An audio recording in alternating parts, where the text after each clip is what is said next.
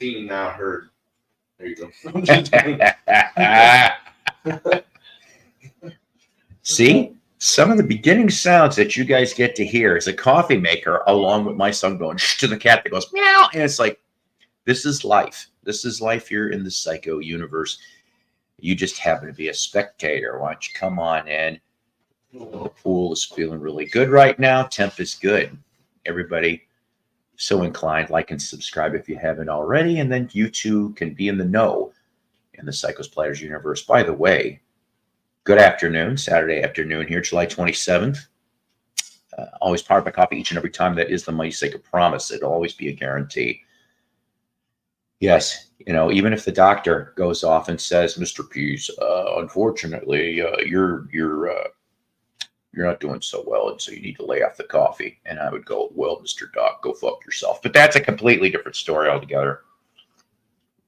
Let's see. Look, Mick, you've retained your rightful place of you being first, always to chime in. And I'm proud of that. I know, I'm just teasing, Mick. You got a life. Everybody's got a life. I wouldn't be doing this early, except I'm going to be at wrestling later tonight. Wrestling, yes. And for you people that have not gone off and heard, of course, down, cross town, one of the indie leagues, Ozark Mountain Wrestling. They're going to have. It's going to be as JR would say, it's going to be a slobber knocker. I don't. Some of the things he came up with, my God, I don't know. I was watching.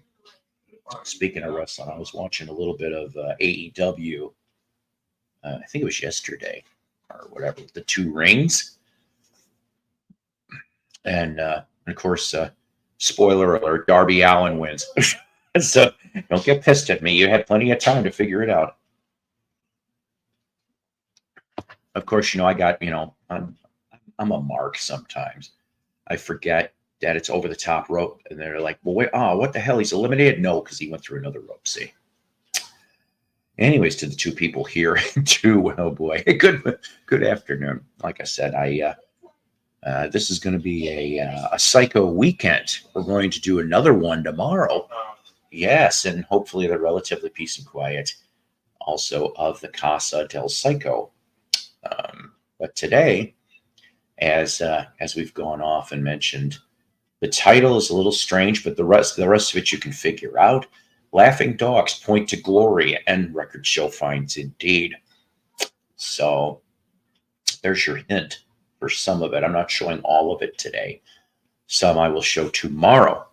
Yeah, I don't blame. You know what? I do not blame you one bit in regards to trying to get your bearings. I took a 30 to 45-minute cat nap, and I probably shouldn't have because my mind's all not that it isn't already.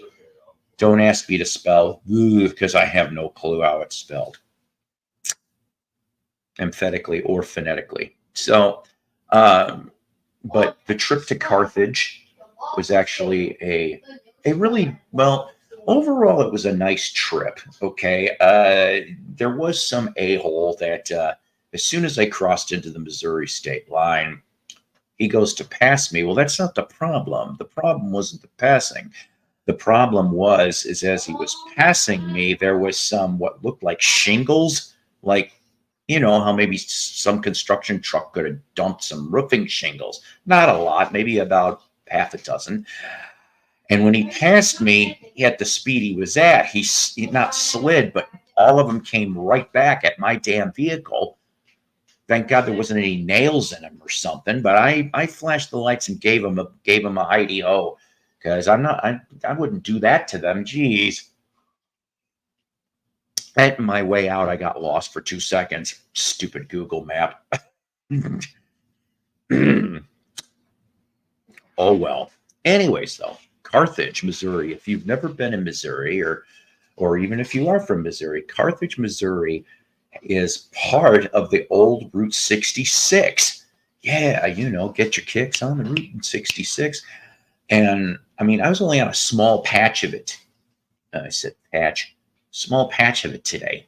And I love that town. That town is beautiful. Lots of great looking houses. And if I ever had to move to Missouri for whatever reason, I think that's the town I'd like to live in. Honestly, I'm beginning to think that I want to go back up there again soon. But I was kind of rushed today a little bit. You know, the record show started this morning. Bright, I was bright and surly and out the door and already on the highway at 7:30 in the morning Central Standard. And 9 o'clock came, and what was really funny is that I was there since 8:45, and I was second in line. Psycho was second. Number two, no surprise there. So I go turn back though before the doors even open, and there must have been 30 people, in line going across the parking. I'm like, wow, okay, this is a good sign. But I'm not gonna lie, after that rush, I didn't see very many more. I was there for almost 2 hours. I didn't expect to be there for 2 hours, but there was just so much stuff. They did add more tables, so that part did well. I want to say they had like 55 tables for records, and we will be showing some of that here in a little bit. I did alert the VC Justice League, everybody. I know this is not normally the performance time, but like I said, my goal for today's broadcast is I kind of have to cut and run around 4:30 p.m. ish, But you know what? Now, brother, if you're up here, I'm going to drop this now. But the thing is that nice day. Unfortunately, I couldn't sell any damn records. I was trying to do that, and several people lowballed me, and I'm like, no, I'm not in the mood for that nonsense. And then nobody wanted the 78. I have some good R&B and jazz and rock 78s, but I don't know. Awesome. See, that's his take of Roy Orbison's "You Got It Too." I got it. But you almost really cannot complain about the selection that was at that record show. If you were a 45 guy, there was a guy that had 3 tables. So I think they're 6-foot tables. He had 18 feet of UK import 45s, 70s and 80s mostly, and maybe early 90s. Okay. I saw some things that I didn't even know existed today, and I got to hold them in my hands. And that kind of surprised me. Some big bands, some not so big bands. And I was just like, wow, the thing is that every time I go to one of these shows, the only regret I have is that, and I had to control my spending today, which was really hard to do. I did cut some deals though. I probably saved about $20. I haggle a little bit, even sometimes if it says price is firm, if I'm going to get 2 items from the same person, I'll try to still cut a deal. And 9 times out of 10, they'll go, okay. So another rule, psycho rule, you always ask. That's right. The worst thing that could happen to you is if they say, no, fuck off. And, hey, I've had that dealt with me before. It is what it is. But yeah, we had people, of course, dealers from Missouri, Arkansas, Oklahoma, and Kansas. There was one dude, I think he was from near Clear Lake, Iowa. He showed up, but he didn't really have much to offer. I was kind of depressed that my Illinois dealer, I make it sound like I'm a drug guy. My Illinois dealer didn't show up. He was kind of saying that if the crowds weren't there, he wasn't going to show up. And he was the one that had the bootleg DVDs and some really cool CD sets. But believe you me, there was definitely some different bootleg DVDs and CDs I saw. Not much. Maybe I'd say it was a very small minority, maybe about 10% of people's stuff. And so I did. Okay, so there was 2 cool dealers next to each other. Excuse me, I didn't get a good sleep last night. So those 2 were back to back. All right. Well, one was a hard rock heavy metal DJ. If you live near OKC over in Oklahoma City, I guess he's on Cat FM. All right. So he was there. He had great selection of metal and stuff that I maybe haven't seen before. Hi, Paul. I could do with an off-air chat. When my dad passed, I got all his records in the last 78 by jazz and artists I've not heard of. Gladly. I mean, I'm not a super duper expert, but there is certain things I can maybe guide towards for you. Gladly. I would not mind doing that, sir. You know that. And if you don't, now you do. Oh, and by the way, sir, I thought I'd let you know that I actually mentioned your name today to the celebrity guest that I met, which we'll talk about shortly, because he was selling vinyl there too. And he said, oh, cool. That's what he said. I think he also said he's going to try to check you out, your the music, okay? Because I did mention Peaceful Cacophony, so and all the other stuff. So we'll see. Hopefully, I'll explain that in a minute. So, but yeah, so all the hard rock and the heavy metal stuff, which was really, really neat. Some names I heard, some I didn't. A lot of limited edition stuff, and of course, my buddy. Well, I don't know. Eventually, hopefully, he'll be my buddy. I don't know. We'll see. But the very cool dude, John Humphrey, the drummer of Seether, that's who I'm talking about, was the celebrity vinyl seller of the day. He had lots of stuff. He had lots of classic rock. And of course, he's a big Kiss fan. Now, if you are a Kiss fan, I'm also going to tell you, if you haven't gone off and checked the channel Kiss My Wax, I would suggest that you kindly go like and sub on the YouTube. Yeah. I told him the truth. I said that I've Tom Shannon probably does not really remember me, but we have had some brief interactions on and off over the last few years, thanks to Three Sides of the Coin, which is another excellent Kiss podcast and YouTube channel. So all kinds of fun there. So let's see. Let me see if I can show you this. Oh, hang on a minute. One of me Favories is asking me a question. Yeah, I said Favories. I don't know why.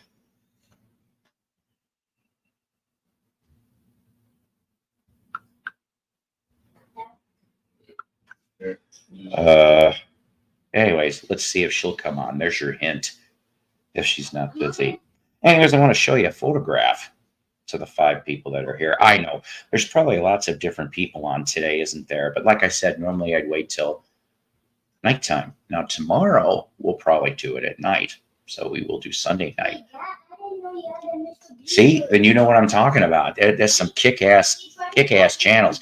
And John Humphrey is a occasional, when he's got time, co-host. The one episode that I tripped on and we were talking was about Kiss originals, and they were discussing, all of that. I love how they do the deep minutia dive into each of these Kiss albums. And I asked him truthfully, I said, I had a first printing of originals. I sold my second printing off. I already have a first. I don't need a second. And I'm just like, I have a first pressing. I said, but I have none of the innards. None, because I found it that way. No innards. But the condition of the records, I'd say at least VG plus. And he may actually have some spare innards to sell me for a first printing. And I said, that would be very, very nice. So let's see. I know this isn't going to be exactly great, but there is me and Mr. Humphrey from Seether from earlier today. Really nice, really cool dude. And also, I went and got him to sign. I know you can't see it very well. I tried to find my silver Sharpie, but he did the best he could and personalize this. This is Wasteland Purgatory EP. I'm telling you, my favorite stuff over here, Wasteland and What Would You Do, which, if you've ever seen the music video to that, looks like something out of a horror movie, because that's exactly how it feels doing that. So Very, very nice. The next show is going to be March 1st. To anybody that lives in the four-state area, March 1st, because in a half an hour, it's over. So by the time you drive there, it'll be done. Yes, I did put up a link, my dear. You've got to check out the record spinner. I am got a lot of channels. Something tells me that I might be subbed to Record Spinner because that name sounds familiar to me. But he collects incredible Kiss bootleg box sets. Oh God, that would be cool. All the Kiss stuff I saw today.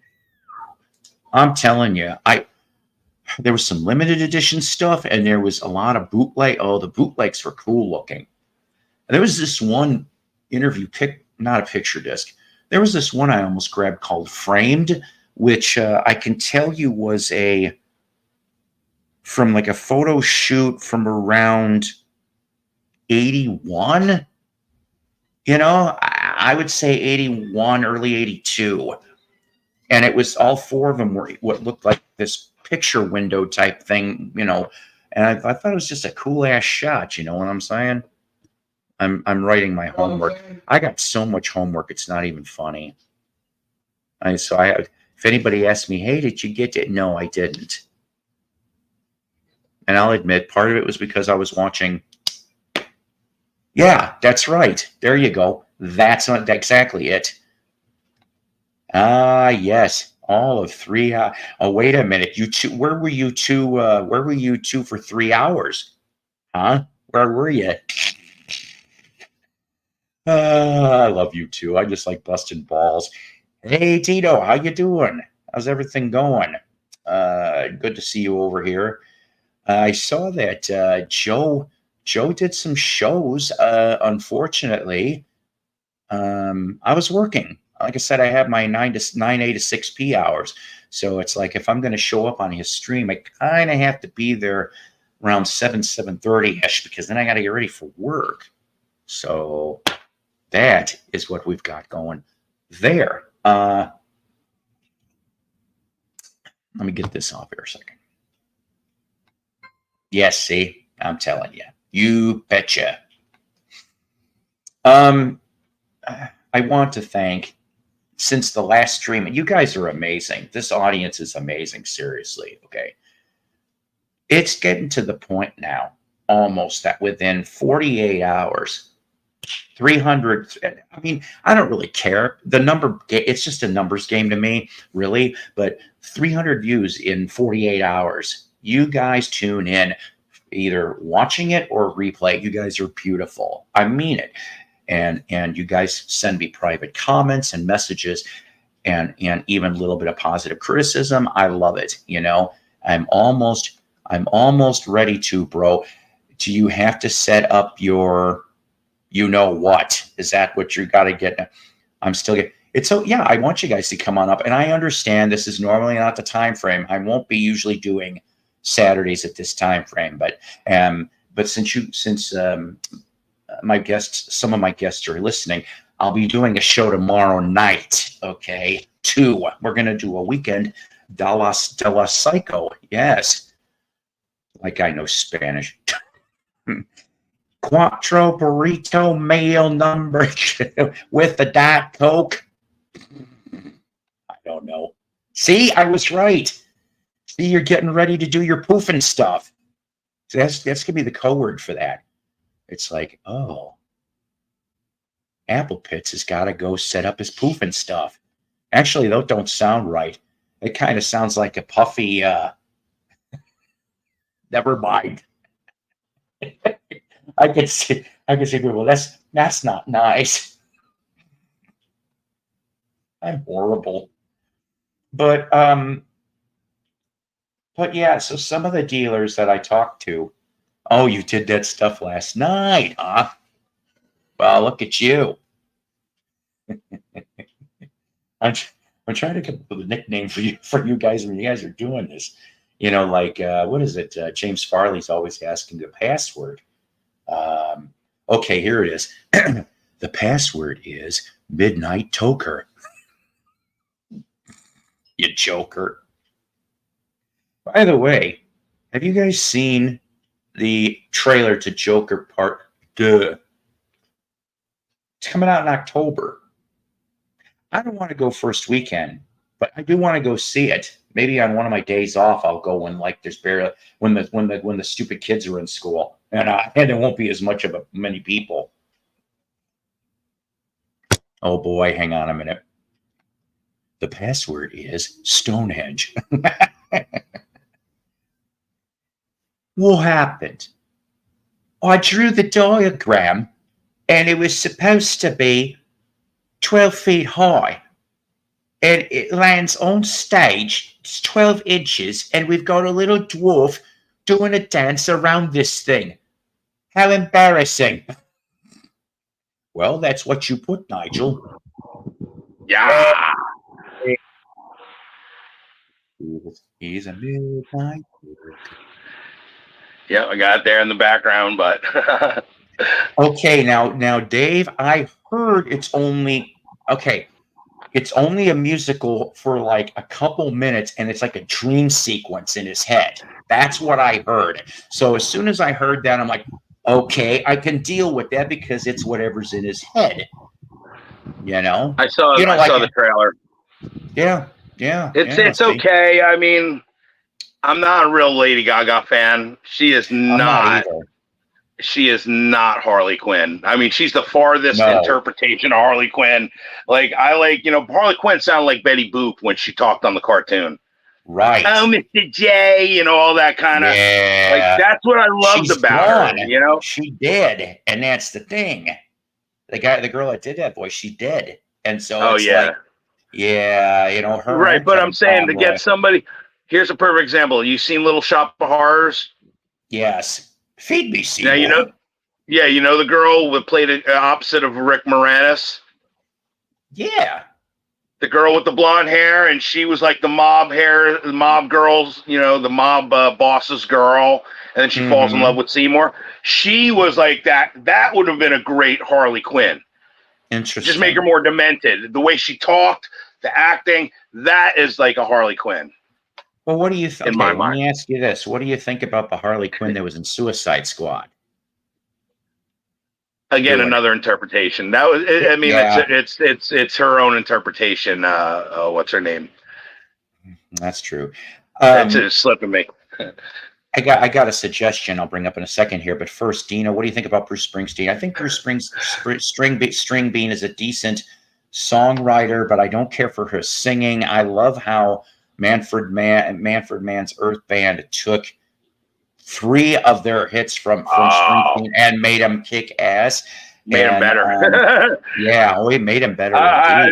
Blinded by the Light Manfred Mann's Blinded by the Light blows away Bruce Springsteen. Blinded by the Light does blow away Bruce Springsteen on that one, but I'd say out of the trilogy, comparison. Right, out of the trilogy, I don't know if it's just because I've heard it so many times, but I think it goes for me, Spirit in the Night, For You, and then Blinded. That's how I like those 3. But he's a good songwriter. I don't like his voice, and the E Street Band kick ass. Rest in peace, Clarence Clemens. Max Weinberg is incredible drummer. Now, it says, I'd be up later, but I'm still wiping myself down after talking to Beetle. She's very demanding. Is instead of a password, is there a safe word involved? Yeah, right. Look, she says, Dee Dee's right, I'm insatiable. Well, don't you? Yes. No surprise there. I respect women are a lot more insatiable than men are. That's for sure. Disagree, Mello. Paul Lynn still gets the square. You betcha. No, she's disagreeing about the Harley Quinn. And Margot Robbie's is a great interpretation. I just think my own personal taste is I go back to the animated form of Harley Quinn, which was based, that's the one that started that, Paul Dini and Bruce Timm created Harley Quinn for the cartoon show. It became so popular that they put it in the comics, which in turn led into going into the movies. So for me, that first interpretation will always be the one that I'm partial to. Okay. Sublime. I love Sublime. I'm not gonna lie. The only stuff I heard, of course, was 40 ounces Freedom. Right. Just the stuff that was played on the radio. I hate to admit it to you, and I know that they've put out some Sublime with Rome albums. I haven't heard a lick of any of that, and now I'm told that the late singer's kid is now going to join the band. This is why they're doing a goodbye tour of Sublime with Rome. But here's a thought for 2 seconds though. So let's say we went to a trailer park and then showed that Joker trailer. Would that be like trailer on a trailer? I don't know. Just food for thought there. I've never had any complaints in that department. Oh my. Hello from Norway. Yvonne, my brother. How is it going? We were supposed to get rain today, Yvonne, unless it's going to be later. I hope it doesn't rain tomorrow because that would be a bummer for my son and his girlfriend, and Hawthorne Heights. I've told Beetle Babe, the safe word. Okay, wait a minute. I've told Beetle Babe that the safe word is harder. I'm not going to lie. I did have a couple of their albums at one point, but all I've ever heard was Radar Love and Twilight Zone and maybe one other song. That's about it. I know that they're huge over in Norway and all the other Dutch regions. It's a great Sublime song. I hear it on the radio when it goes like, she didn't want to, she didn't want to, she didn't want to take it. Oh, here's my buddy. Hang on. I'll explain in a minute. There you are. I lost your link. Well, I lost my link too. Unfortunately, it fell off the plate at Denny's and me another one, and they said, fuck you, you fatty whore. See what I did there? So the thing is that I feel kind of bad here. This is my buddy Doug Fields, host of the Vinyl Grotto radio show, as Scott Shannon would say. But the thing is that he was supposed to, this wasn't concrete.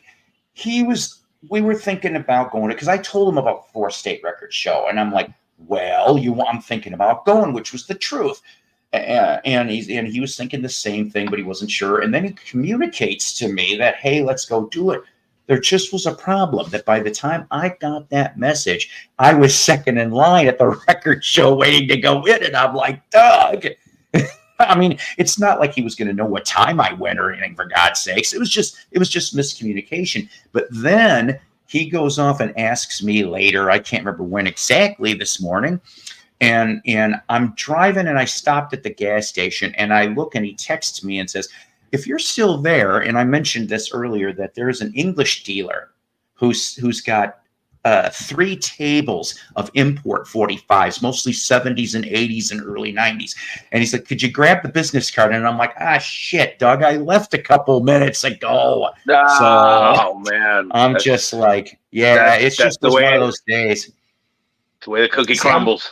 I'm going to have homework, Dino. I got so much homework. When am I going to have time to do it all? Sublime with Rome. I'll try to check some of that out. I like Santeria. Santeria is a great song. Santeria is a great song. The only station that would really play it was the X, which RX sucks down here. Usually when you hear the X, it's usually really good. I hear Date Grape all the time on the radio. Oh my God. It's a great song. It's so funny though. Oh yeah. It's one of their best songs. It's a lesson song. Yeah.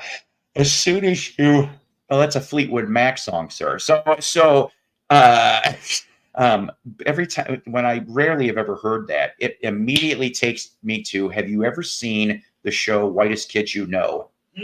Yes. Okay. The Grapist. Yeah. Sketch. That's all I'm going to say. Oh my God. And you get a free grape whistle. I'm just like, what? The whole thing, I'm laughing. If it's not that one, it's the John Booth Abe Lincoln bit. And it's like, absolutely. The true story of how Abe Lincoln died was he was hammered in the ass so much. And I'm just like, I'm half kidding, but I'm going, I knew it wrong. I'm just like, That's hysterical. oh, hang on a minute. The new Fleetwood Mac 69-74 anthology on vinyl looks pretty nice. I'm an idiot. I didn't even know about it. I didn't know either. So let me think about this. So 69, would that be then play on? What was 69? Mr. Wonderful? I get confused. So, but right around that area. So you're getting Peter Green and Jeremy Spencer. So you're going to get some of that. And then 74. I know World is Turning is around 70 maybe. I think so. And then I know Mick Fleetwood tried to do a solo version, and that wasn't that good. But it would end at 74 with the great Bob Welch. Heroes Are Hard to Find. Oh, he's like a secret hero, man. I love Bob Welch, man. I'm telling you, honestly, he's an unsung hero. He really is. Like, his songwriting was incredible. Sentimental Lady, the French Kiss album that he did was just, hey, what's up, Nick? How you doing, my brother? I like I said, he's in the VC Justice League list too now. So I'm not kidding. Nick is awesome, man. Me and him talked for like a good hour, and then you came back in afterwards. Yeah, why don't you tell him the story about this for a minute? It was just weird. Like Paul had to, when we did the show last time, a bunch of us were on, and Paul left, and then 6 of us stayed on, and then Littlest. One by one, it was just me and Nick left. And then after a half hour of us talking, just having a great fucking conversation, Paul joins back and we're like, whoa! And Paul was like shocked to the system. He's like, yes. How is this possible? How is this possible? Because there's nothing out here for you people. And it was Shannon that told me, because for some reason, that's right. Shannon came in didn't too. Click out. Yeah, Shannon didn't click out, and that she thought the show was still going, and I'm going, wait a damn minute, how is this? So I was having a typical Paul moment. Okay, so I was half right. Then play on through Heroes Are Hard to Find, and the only one, oh God, I don't know if I have Then Play On. I've got Killin' House. I've got, oh God, this is a stretch. Killin' House, Mystery to Me, Penguin, Heroes Are Hard to Find, Bare Trees. Is that it? Or is there another one I'm missing? I have most of that stuff. I thought Bare Trees was the last one. No, that would be Heroes for Welch. So Bare Trees. Right. And what that was it? Future, not Future Games. That's Spirit. Look it up. Yeah, but that's some really gold stuff. And I never did really find out exactly. I can't remember why Bob left, but you know. And I heard that it was something like that they were going over once Lindsay and Stevie came in. Yeah. Bob kind of felt a little squeezed because Lindsay and Stevie were a dominant force. Literally, you hear overnight going from what they were with Peter Green. Right to, I mean, literally, Lindsey Buckingham was a musical genius, and what he did on Buckingham Nicks, to me, is even better in my mind than even Fleetwood Mac. I mean, that output is just incredible. The only thing on Fleetwood Mac I really love is Christy McVie adds so much. What a song! You know what I mean? Songbird, literally. Those, I mean, just that again. That's like a Beatles in a way. You get that chemical reaction of the different personalities layering their own inputs into these songs together is the recipe. You can't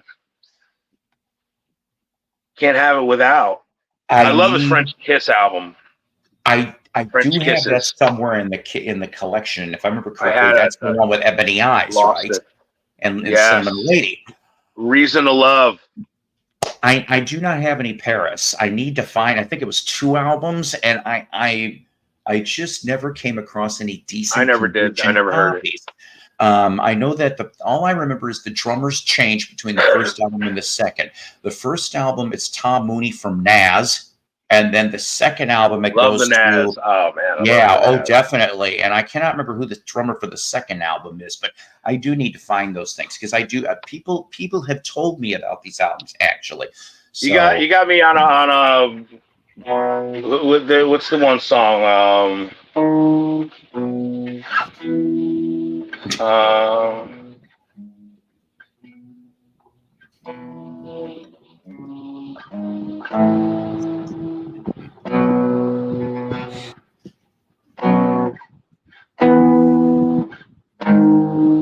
It's coming to me. Wait. There he goes. You are here and warm, but I could look away. And you, because we live in a time and smothers from our lives. That's why I've traveled far and come soon together where you are. Yes, I'm proud of the thing that I said that I wanted. Come rushing by when I said that I'm with you. That I will to be married. All of the things that they say are very sentimental, gentle wind blowing through my life again. Lady, share the wine. All that I need is sentimental, gentle wind blowing through my life again. Lady, share the wine. Oh man, I love that song. I can't believe I remembered it. Like I was trying to even remember the title of it, and I know there's a Bob. Yeah. I love his Took me a version of second. Fleetwood Mac, but still. Oh, By yeah. the way, for you people out there that think that your computer was going screwy, I have to. This is for anybody that makes it. It was saying on my screen, it was like muting. Was I? I did this on purpose because I figure let's see if YouTube could be real pricks and go. I'm like, that's why I broke it up. I'm sorry, I forgot about that. No, that I don't apologize. I want you to do it, but I'm like, here, YouTube. You know what? Woodchuck Club to you, sir. Woodchuck Club YouTube. Right. But yeah, I like when you perform. Hey, talk to the people for a minute. I got to get coffee, Sure. And then we're gonna go into the musical riddle of today's title. All right. What shall we talk about? Well, I did bring some things that I was going to show a little bit. Might as well show. Like I've got some. I've been digging through my. I have an extensive comic collection, and I'm thinking of maybe putting some of these up for sale. But some of these are interesting. They're old. I got here's an old Porky Pig, 19, I think, 67. Your position. Oh God. That was slightly bad. I'm not gonna lie. Anyways, gross. It was that breakfast burrito. It was that breakfast burrito from this morning. These 15 people are probably going, "What the fuck is he talking about?" Oh, wait a minute. What's that? I've been showing some. Yeah, this is pretty cool. Gold key. This is 1971, and then I showed this one before. 15 center of Porky Pig, and then I got over here. That the issue where he porks Petunia? Oh, that one's in bad shape. What? I said, is that the issue where he porks Petunia? Here's a 10 center. Gene Autry Comics. Well, there you go. He's back in the saddle again. My favorite Alice in Chains album and song. I love "Down in a Hole" is my favorite Alice in Chains song. Really good song. And the album, I love "Dirt." Yep. But I also love the first album as well. Too, those Dark Shadows, yes. Yeah, that's wild. And then we got, let's see what we got here. Hey, Martin. Because it's YouTube. Oh, that's cool on the Three Stooges. Yeah, Three Stooges. These aren't in the best of shape. I have a bunch of these kind. Nice. Hey, by chance, since you're showing comic books, excuse me, do you happen to have any for sale? Any of them? I will be. Ones? I may. Yeah. Oh, Black Magic. I remember reading that kind of stuff when I was a young kid. Plop. Yes, nothing like a good plop. I'm talking about comics, not. It's another one. Number 2. Plop number 2. And Ghosts of Dr. Graves. Blah, from the gallows to the grave. The Ghost Manor. Boo! I don't want telemarketers or Jehovah's Witness. Boo! It's 12 o'clock, the witching hour. Ding dong. I know. Here's some cool ones. Meet the Flintstones. They're the modern Stone Age family. Yep. I love cartoon comics. Here's one that's actually worth some money right now because of the Madam Web movie. Did they this make one's in value? Yeah. So this one has some value. This one's in pretty good shape. This one's I'd give it probably a 5. Because you can dance to it. Yeah. Anyways, okay, listen, I remember the whole Madam Web thing from the Spider-Man cartoons. I never liked that character. I don't know why, it just didn't. And I'm just like, oh, look at the inferior 5. The inferior 5. That almost has like, remember, it was like in the Beatlemania era. It almost has like a rock group kind of connotation. Here we go. Look, it's the inferior 5. Oh, that's a cool Star Trek comic cover. I would say that's exciting. Here we go. This is a 60s rock one. They were maniacs for maniacs, yeah. You know the tambourine girl, she always gave some. Here's a 12 center flash. Oh, Mirror Master. Yes, I used to watch all that stuff. I love Silver Age. You see, everybody talks about the murder of Professor Reverse Flash, excuse me. But and then we got our famous. Oh, is that the infamous Archie Betty, Mr. Weatherby, the triangle, and something about leather and chains? I think that's the one that got recalled very quickly. Speaking of Betty, you got Betty and me. Okay, how about this? Betty or Veronica or Cherry? I think her name was Cherry, right? The redhead. Which one? This one. No, I'm asking you. Which one? If you were in Riverdale. Oh, which one?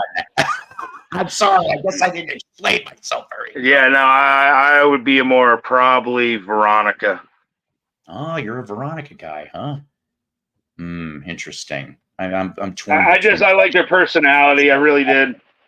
Paul, have you ever watched Andy and Me? Yes, actually, I have. Rex Allen. There's a name you don't hear very much. This is an old one right here. This one's Buster from like Brown and his dog Ty. Yeah, this one's old right here. This one's from 19. It's Jaws. It's Mr. 1949. Jaws. This is a 1949 book. That was Jaws' grandpa that went and terrorized those people on the cover. Classics Illustrated. Boy, the amount I always could find those dirt cheap, and I like those comics. Damn it! I know it was a condensed version of the books, but look, Benjamin Franklin. Yeah, this is old. This one's a 10 center. This one's from. Don't you wish everything was 10 cents now? But 1943. That's a 1943 book right there. Yes, and that's an awesome World War II. Is that the in good shape where he forms the Hellfire Club? That's what I'm curious about. Yes. And if you guys don't know what that is, look that up on Google. You'll figure it out. The Vinyl Grotto, I hear you. I got a copyright notice for my own song. DJ Johnny L put it on my blessing. They didn't touch him. I don't get how it works, mate. And you know what? I don't either, because YouTube is a douche.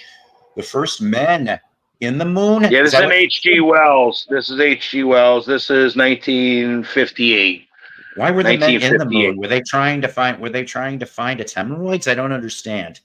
And then we forget that Classics Illustrated had Classics Illustrated Junior for the little ones. Ladies and gentlemen, excuse me 1 second, please. Speaking of hemorrhoids, I said, speaking of it. Hi, Richard. Richard.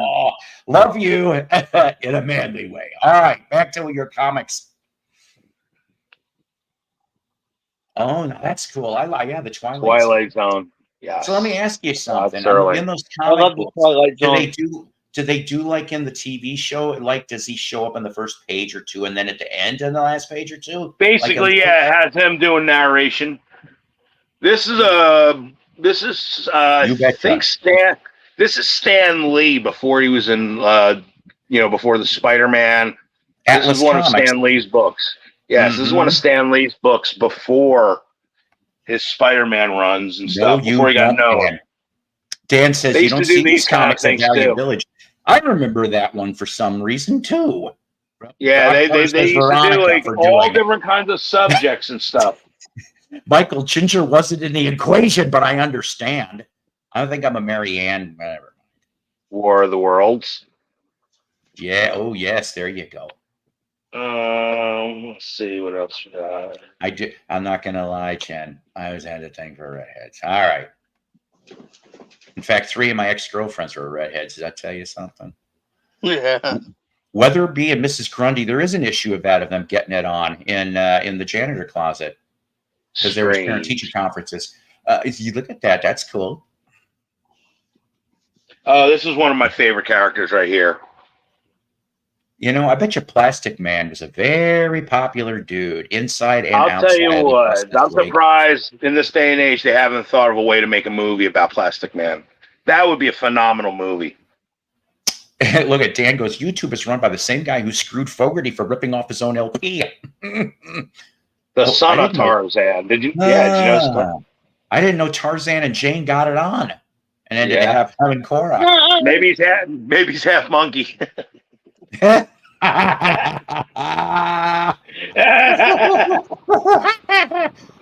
Bailey hindquarters. That wasn't her. Or Jennifer Marlowe. Speaking of which. Oh no. Angel in the Eight. There was a lot of jungle love going on in there. Jungle love is driving me mad. It's making me crazy. Oh, you already were. Anyway, strange suspense stories. Oh yeah, I know that much. Yeah, I know that much. That's right. The Kinks did write Plastic Man. I almost forgot about that, Dan. Thank you. So I'm a hemorrhoid today, Paul. Yes, you are the double H. But that's okay, though, Richard. That's okay. I'm once in a while, I'm like that, too, unfortunately. In the words of Dr. Evil, preparations A through G failed, but preparation H was good on the whole. This is an old one. This one. Hey, the witch doctor. That went ooh, ee, ooh, bing, bang, walla, walla, ding, yeah, bang. This one is... I'm full of it today, ladies and gentlemen. Full of it. I'm really not into comic books, but these are cool. 1940. 1940 book right there. Hey, Mello, you got any Tijuana Bibles? I actually do somewhere out in my other storage area. And if you people don't know what that is, Google it. That's all I'm gonna. That's all I'm gonna Oh tell my you. God, they got like Charlie Brown in there. I do have. Wait a minute. Hold on 1 second. I'll be right back. We can't show it on here unless it's the cover. Go ahead. Question: early Steam Liberating up to 74 or Fly Like an Eagle era. Okay, so like Dan, as far as for the first maybe in that era up to 74, the first thing I think I heard was on MTV of all things, there was a video for Living in the USA. Somebody get me a cheeseburger. But well, that's what he says at the end. He says that in the song. Now, so I don't know. That's kind of tough. Now, if you've got the album Rock Love from 1971, who plays bass on there? Why, Ross Valerie, who would leave and form Journey. Yeah, see the shit you never learn unless it's here. But I guess I still didn't answer your question, Dan. I don't know. I guess from what I heard, I like all of it at this point. Look at this. What the hell kind of album is that? Wait a minute. Hold on a minute. Uh-oh. Yeah, wait a minute. Don't go too close. I see what Pluto's doing. That's right. Oh, he's pissing on my song. Wow, ladies and gentlemen. All right, enough of showing of that. I don't need another fix. Yeah, I don't want to see it again. Yeah. And now it'll be burned in Richard's memory forever. Oh man, it's funny. All right. Thank you for showing all of those. So, Yeah. yes. So here's where we get to go. Hi, gang. As everybody's like, ah, here. Oh, I like his pun. Oh, that's a big masterpiece. I never saw that in color. Well, now you have. Copies send $12.99, including shipping and handling, to Melody, a PO Box 21. Honestly, that picture's from the 70s. Somebody drew that in the 70s. That's part of the Tijuana Bibles like history, if you want to really think about it.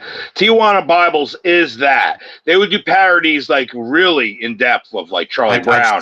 I've seen the Popeye, any of the ones back then. You know what I mean? The Archies, like all the mainstream, Beetle Bailey, all the newspaper comics, they would do X-rated versions. Incredible. Yeah, I saw like one issue where Popeye just couldn't keep it in there all the time. Yeah. Oh God. Yeah. You know why? There's Richard? no one where he ate his spinach and the spinach would make something grow. Because it kept slipping out because of the olive oil. He had a special spinach. The cooking show of America. All right. Here's the thing. Laughing Dogs Point to Glory. Now, the record show finds indeed happens to actually be part of our title. Oh, yeah, hang on a minute.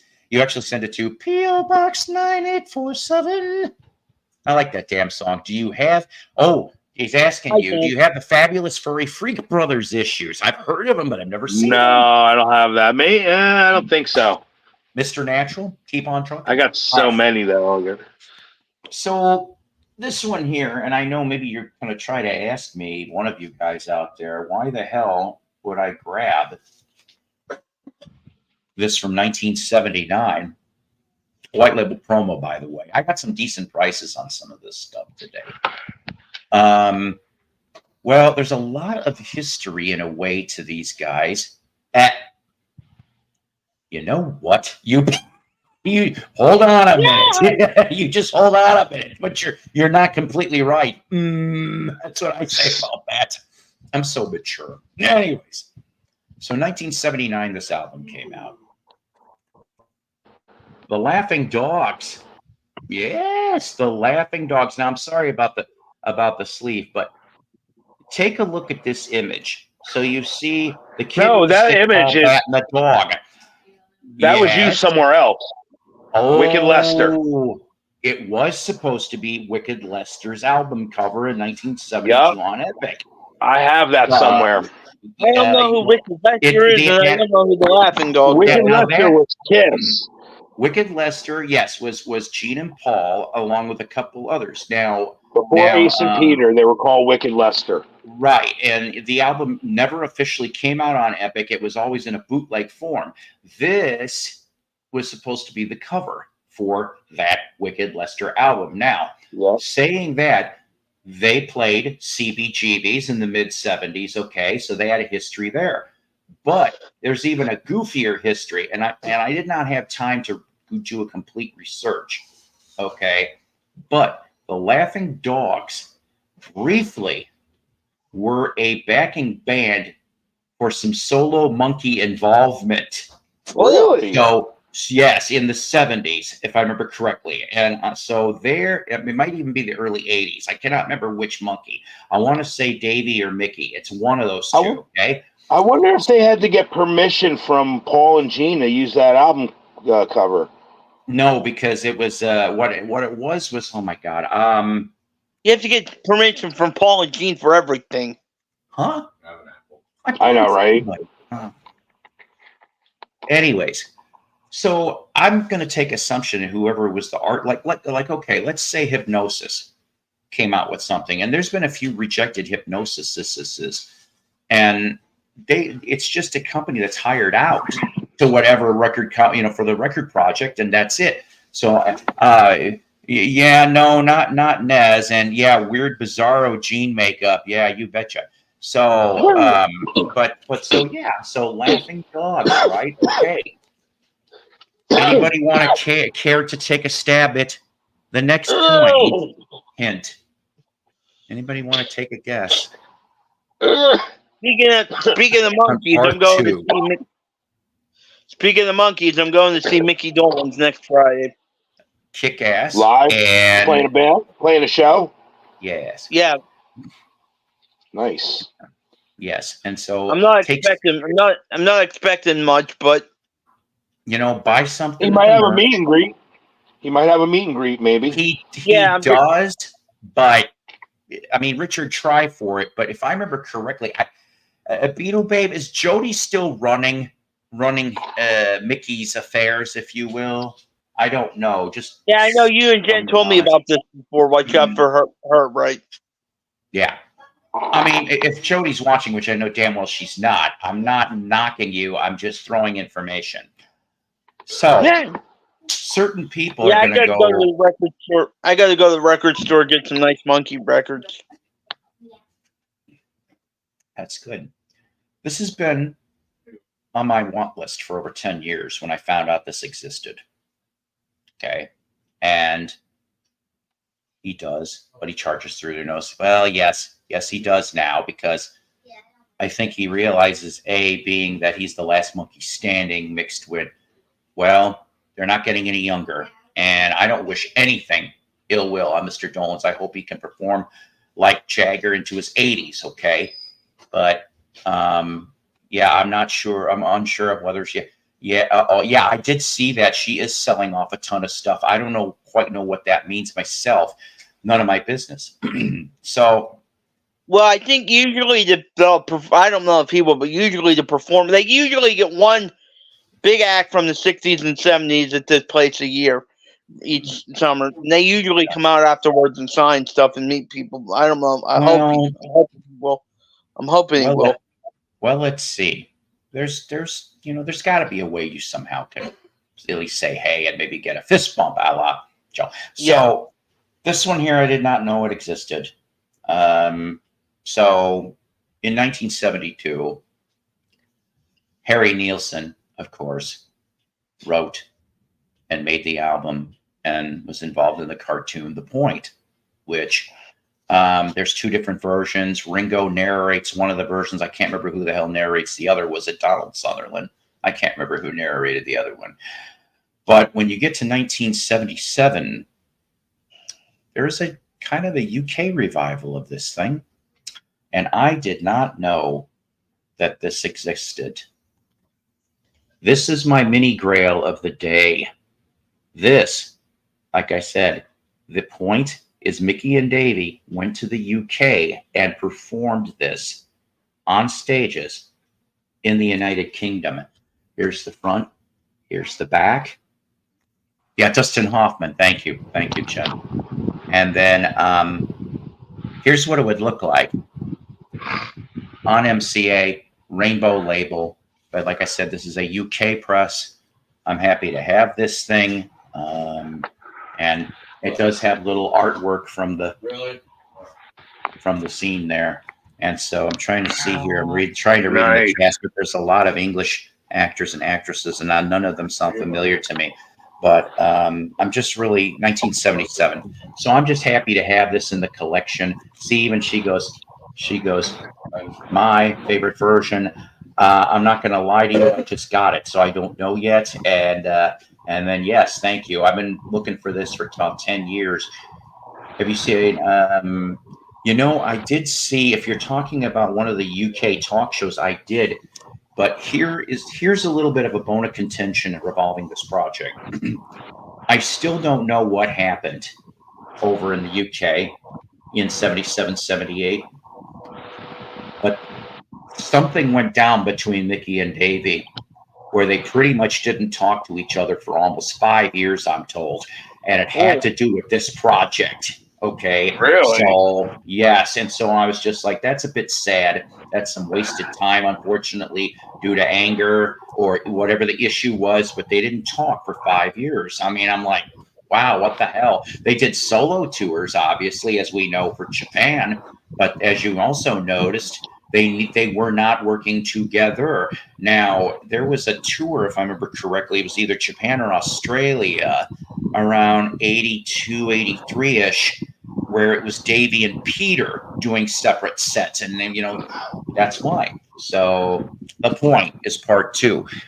Now, so we got Laughing Dog's point. Now, I kind of tricked a little bit here about this. The last part here, that shit happened all the time with those two. Yeah, Davey and anyone. And if I remember correctly, that's also the reason why Peter Tork left for a little while after that tour. The 2001 tour, if I remember correctly, there was some issues.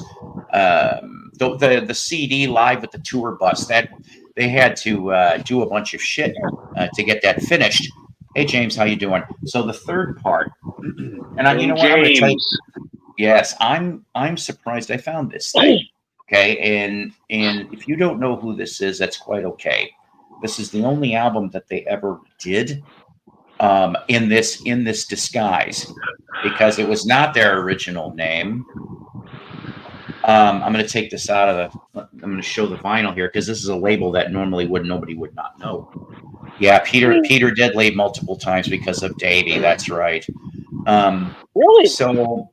Yeah, oh yeah. The Monkees were a dysfunctional family, but still, I love them all anyway. So, anybody ever heard of the late 60s? I don't know what I want to call this. Not necessarily psych, but they were garage, maybe a little bit mixed. You ever heard of a band? I think they were out of Ohio, called The Damnation of Adam Blessing. No. Nope. Okay. By the way, on the first, is it the first album or the second album?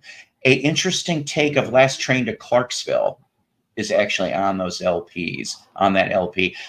The password is Stepping Stone. Was Davey a tyrant or what? I've heard things. I can't imagine Davey being like this. He's always the happy one.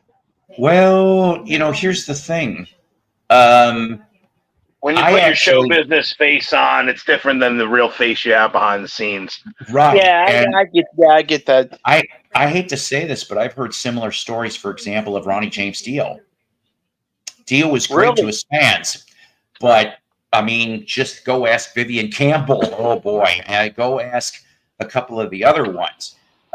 So, for some dumb reason, after the first 2 Damnation of Adam Blessings albums, which I have the original first one thanks to Doug, finding it was kind of beat up, but he cleaned it up the best he could, and was able to do what he could. A drunk mostly, yeah, an angry drunk, yeah, and so they changed their name to Glory, and this is the only album that they ever did. So this is most of the Damnation of Adam Blessing, and I heard bits and pieces of this album. I've never heard that either. Ronnie Dark, Wax Museum with Ronnie Dark. This is on the Avalanche label, and from 1973, and that is the musical conclusion to the riddle of Laughing Dog's Point to Glory. There you go. That's disappointing about Dio. He's my favorite heavy metal singer. Well, I'm not knocking Dio. I like Dio. It's just, and I'm always going to kick myself in the ass for not getting to. I was supposed to work, for Spit. I was a member of the Spitfire Records street team. Okay, and I was supposed to go dole out some stuff when we had a family emergency, and that's the reason why I didn't get to do it. I went and emailed them. I said, I'm sorry.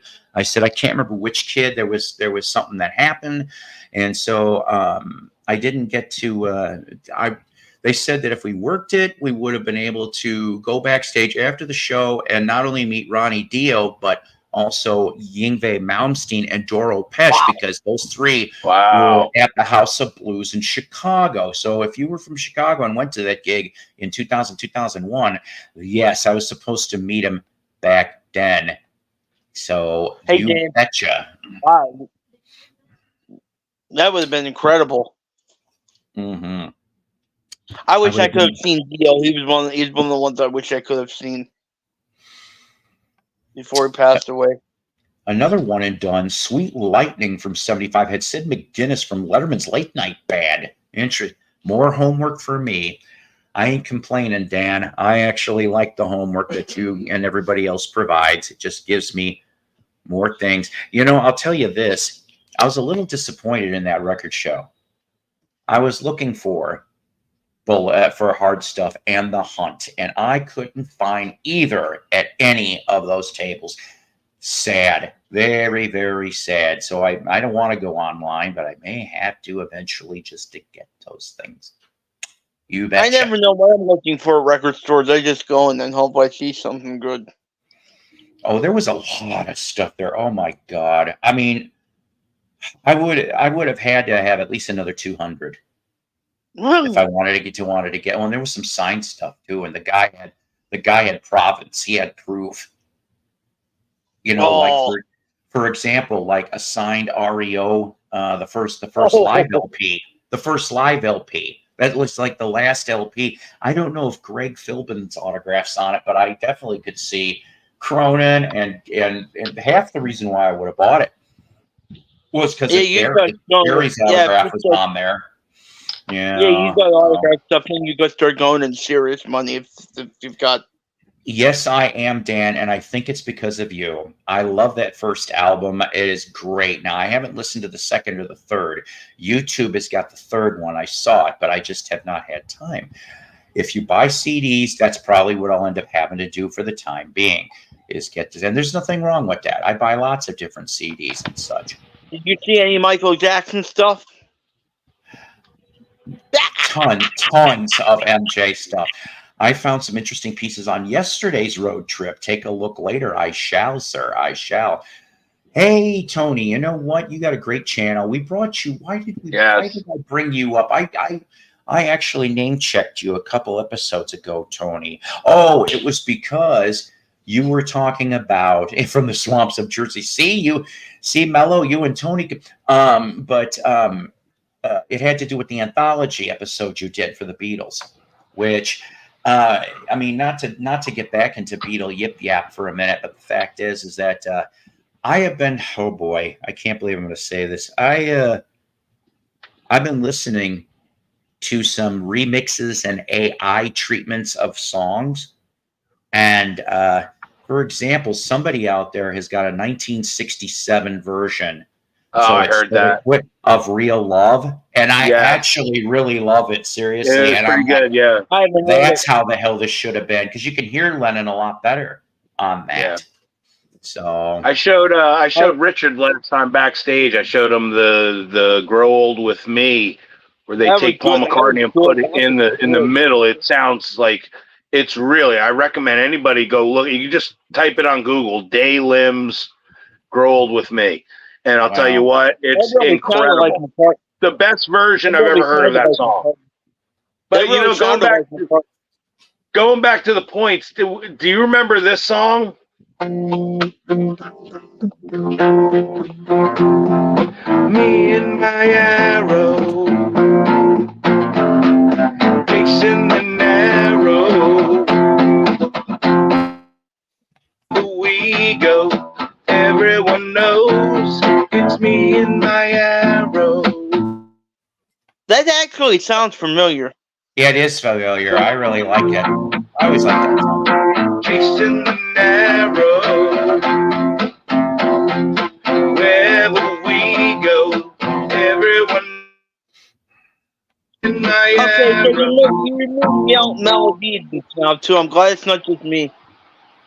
No, he's doing that because he's trying to not trigger the YouTube algorithm from getting a copyright something. Sorry, that kids, is Harry. That's Harry Nilsson, Me and My Arrow from the animated movie The Point. And I'll tell you why. And I'm glad. I love that song. Nobody plays it at all. Nobody. I'm glad that he performs this music here, gentlemen. I love Mello performing his music. And I know some of you people are going to go, well, why is Psycho doing this other than being an ass? And I'm like, I'm not trying to be an ass, but I ended up with, it wasn't a copyright strike. It was like a warning or whatever the fuck. But guess what it was? It was the Tubes. So it was the record company. It was a Capitol, I'm guessing. Whoever the hell owns the Capitol. You know what it is, Paul. All it is. It's I'm just like- an acknowledgement that you played that song, and they're just acknowledging it. Unless you're monetized, I don't think it really even matters at that point. Well, When I do my streams, I just play with. I get all those copy. I've never gotten a strike. I usually play whatever the hell I want. I mean, I don't play Beatles. But I play McCartney. I play Michael Jackson. I play the Stones. I mean, I play whatever I want. And I've never really ever gotten an actual strike. Just all those warnings.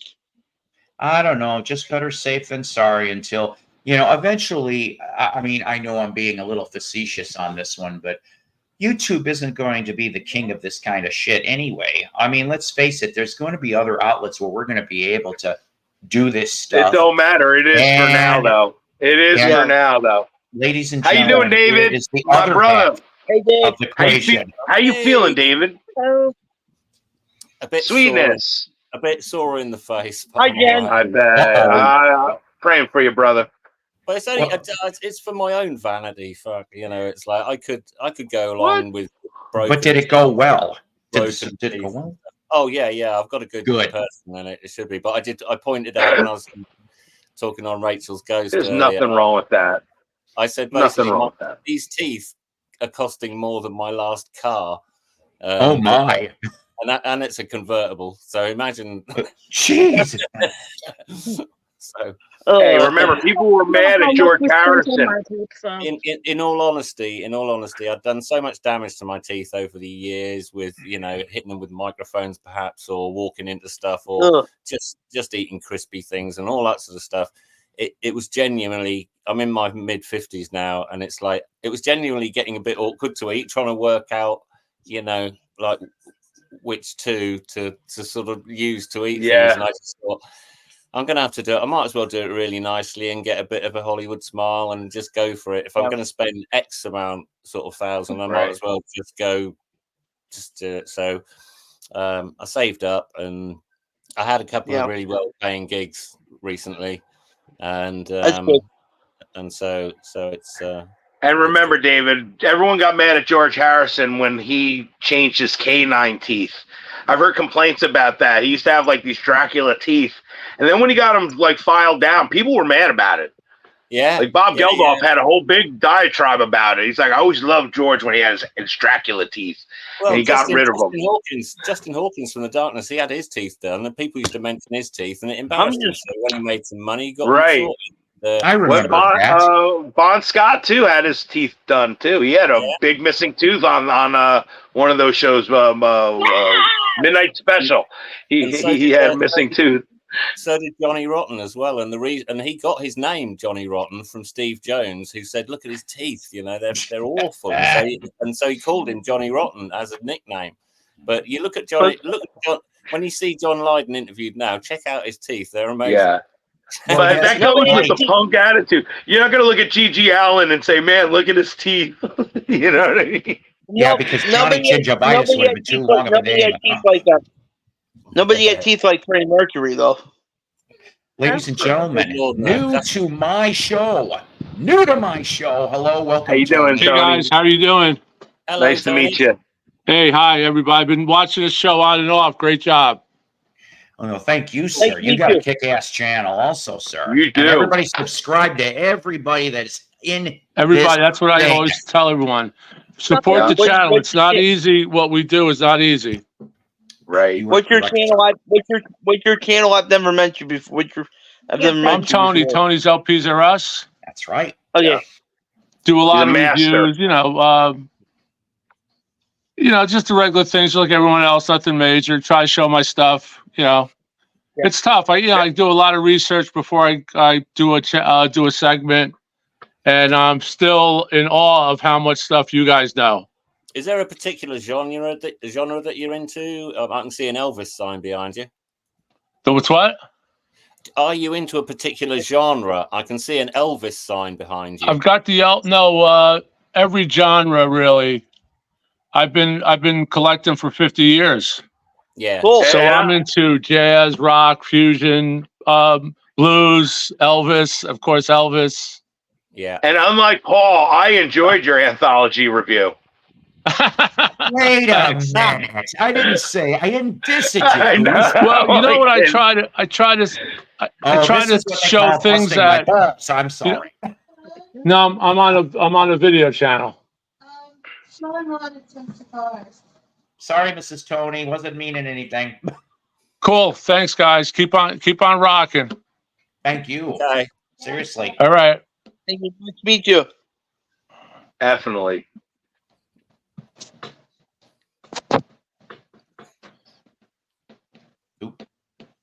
Did he know how to get up? Are you trying to leave, or are you hanging on? No, maybe. Yeah, he's hanging I'm gonna on. hang on, but I'm gonna keep Okay. on watching. So take care, guys. Okay. Thanks for having me on. Well, thank you. Definitely, Thank you. Tony. So nice to Anytime. meet you, brother. Keep Yeah, rocking, man. I like you. I like that. I like the vibe, Mello. I appreciate you, brother. I like really that. do, man. I got Thank all the you, old man. stuff too. Oh, that's awesome. Yeah. Awesome. Well, I'll talk sometime. All I'll right. definitely have to Well, talk listen, I'll sometime, come man. back when I have time. We'll do some things. Yes. I'm going to stop by your channel, too. Yeah, check it out. Yeah, I appreciate it. Definitely. Keep on sub rocking. them up. Everyone has to support each other. You're Thanks a too lot, kind guys. to Bye thank bye. you. Ciao. Take care. Cheers. Awesome. That was Which one am I- beautiful. which That one- was beautiful. That went Yeah, south it was. quite fast. Tony's didn't it? Tony's a good guy. He really does He know is. what he's talking about on a lot of issues of the classic rock, Yeah. especially. He's very knowledgeable. Yeah. I'll tell you. Which one am I in the? Which one am I in the Psycho bunch? We're yet to find. Well, I think. Go ahead. I'm sorry, David. I think your stage presence on camera is halfway there as it is, because it's like just a nose and eyes and. Oh, no, I there's keep a- telling him that. there's a- there we Richard, are. you got to back up a little bit. You can't just be a whole head. It's like, Maybe Richard is doing an excellent Kilroy impression. why don't you leave the camera there and stand back by the wall and let's see a full figure of you. Yeah. Up you do against that? the wall, mother. It's a little bit like those. If you don't videos- want to do that, that's fine. At least, we'll understand. Right? He might be You used to don't that. have He'd be okay. It's a bit like those videos. that I'm serial leaning my killers phone and against the serial computer. You don't All need right, a I'll be stand. both. You can just lean. I'll be Bobby. I was afraid you were going to say I was going to be Oliver. Okay, I'll take Bobby. Yeah. Oh, I bet you he's going to change it now. Go, nope, you're right. You're more cousin Oliver. Yes. Yeah. See, I was thinking Tiger. That's what I figured. I almost did it. I was just going I to say, feel I went out today just to get some fresh air, try and feel good, and of course, I decided to cheer myself up by buying some records. Can I show them? Can I show them? Oh yes. Sure. And David would Do be the what you Greg. love. David would be Love the what Johnny you Bravo. yeah, Johnny Bravo. Yes. This is an absolute bargain for a start because it was a thing in the UK in the 80s where it was a magazine as well as a double album that you got. I found this for £7, and what it was is it would take 4 artists from a certain era, rock and roll, glam, that sort of thing. But I found this, and it's Bill Haley, Little Richard. Wow. I've never seen that. It's not going to be audiophile quality, but look at the amount of But that's tracks on okay. that bad boy. Look at That's that. incredible. Wow. Oh my $7. lord! You can't go wrong with that. I Really love all nice. those guys. That's great. It's great, and I got the glam one, not so many months ago, and it had Sweet, T-Rex, Slade, and Wow. Oh wow. It's kind of like, Jeez. we have, in America, we have something called KTEL Records back in the 70s where they would do Oh, compilations. They were almost like an audio magazine of just the latest hits. That's what that kind of reminds me of. They just took it one step further by making it an actual magazine. Yeah, and then this is the album that, although probably none of you will be familiar with it, my guitar heroes, you can probably tell by the 3 behind me, is Steve Jones from the Sex Pistols. Yeah. And I have more copies of this vinyl album than I should have because I keep buying copies if they've got anything at all different from the one I've got. I've got Japanese one, American one, blah. I found this today, which was nice, for £8. Never mind the ball. Wow. Great album. Oh. And I've Seriously. got this, and I only bought this. I've got exactly the same record, but this one had a press release in it. Oh wow. Okay. Oh, Wow. Cool. So That's if cool. if somebody had offered me that for £8, I probably would have had the press release for £8. And then Yeah, right. here's an album that disgracefully I've never had it on. I've had it on CD for decades, but I never got a vinyl version, and it's a classic, and I've always wanted one. So I picked this up today, which is Ian Dury. Nice. Okay. Very cool. And Ian Dury's great. And it's got the inner sleeve, of course, with lots of pictures of the blockheads. And because it's a reissue, it is in a rather sexy. Nice. Yeah. Golden pressing. Yes. Oh, I like that vinyl. Yesterday. I really like that vinyl. That's nice. Beautiful. I do too. So that was really cool. Like, that was a good day, and it believe it or not, it did cheer me up. Yay! We have a Cheer me up question. too. David, how did the session go with Ed and the singer the other day? Really, really good. It was excellent, actually. Really, really good. She was ever so pleased with the mix that I'd kind of put as a rough monitor mix, and then she wanted some of the vocals a little bit wetter, which in that language in studios means you put a bit more echo or a bit of reverb and just make them that sort of thing. Ed wanted his snare drum.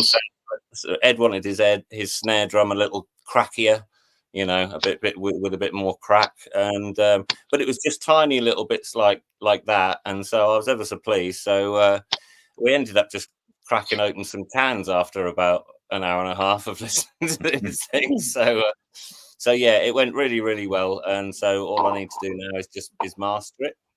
Nice. Which, as everyone knows, is the sort of giving it a coat of varnish thing. That's the. I know some people really find it difficult to work out like what the difference between mixing and mastering and then remastering or whatever is, you know. Oh man, I'm going through hell with it right now. Well, mixing is basically like building a car, putting it all together, and then mastering is like giving it a wax polish and doing the tires and stuff like that. The most difficult job in the engineering process is the mastering. I know, but I'm quite strict with myself. I'll do it for about half an hour, and then I'll just go out for a walk or something, clear my ears, so that my ears are not, you know, on there. And I'd never mix on the same day as recording, because the thing is, if the bass or something is the last instrument that gets put down, all you can hear is his bass, and so you need to give your ears a night's sleep. Really, I've never understood. Is really that's how you mix your bass last over all your instruments? No, I just pulled that out of the air. But if you did say that maybe someone wanted to overdub, you know, a guitar solo, or the singer came up with a backing vocal, I tell you, you play it back, and all you can hear is that backing vocal. And it's you've got to just let your ears adjust, I find, anyway. So, but yeah, it went really well. I think Scarlett's up for doing some more stuff. Ed's on the next Peaceful Cacophony single, which is how you pronounce it, Paul. Cacophony. Cacophony, okay. It's not a hard word. So it wasn't. Well, no, I thought it was cacophony. That's why I wasn't sure. So I screwed up. Is that not, is there no such word in America as cacophony? There is. I have literally known this word since I was 9 years old. That's why I was like, I don't understand. But the funniest one was DJ Johnny L trying to pronounce the EP name, because we called it Corona Somnia. Yeah. Because me and Denise couldn't sleep over. Well, we were in separate houses, obviously, but we'd ring each other and like, "Are you awake?" "Yeah," you know. And it was that sort of thing. We couldn't sleep, and so we started writing and recording at night. Because there's, you know, what's the point? Might as well just stay up and do something. So she'd come over to mine, or I'd go over to hers. And so we thought it was like coronasomnia is what we called it, because it wasn't insomnia. It was caused by the coronavirus and the fact we weren't working during the day, and no one was doing anything during the day. But poor old Johnny L, you should have heard him trying to pronounce it. It was phenomenal. See, I took it you were drinking too much Coronas. I think you were drinking too many Coronas. I love Johnny L. He's just fantastic. Oh, I never sweet. Both my grandparents had passed by the time I was born, and so I never had a granddad. But if I did have one, I would want Johnny L. That's who I had as a granddad. Yeah, he does give nice grandpa vibes. Yeah, I've only met him a few times, but he's a really nice guy. Yeah, I think it's a solid fellow. I like being in this group. You know, it's a really nice. It is like being Yeah, around.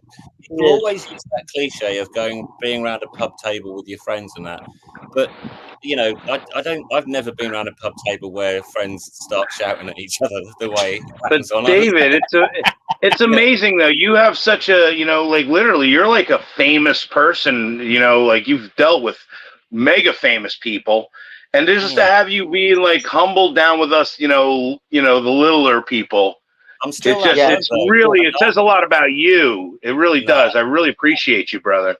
I'm still the same guy. I still get like sort of blown away by everything I get to do. I have incredible, what do they call it? Imposter syndrome. You know, I can be standing on a stage looking at these thousands of people thinking, why am I here? How did this happen? You know, and it's, I was just really determined. I loved it. And I knew I was so stupid at school that I wouldn't amount to anything academically. I was a thickie. I don't know. I'm not unintelligent. I just couldn't.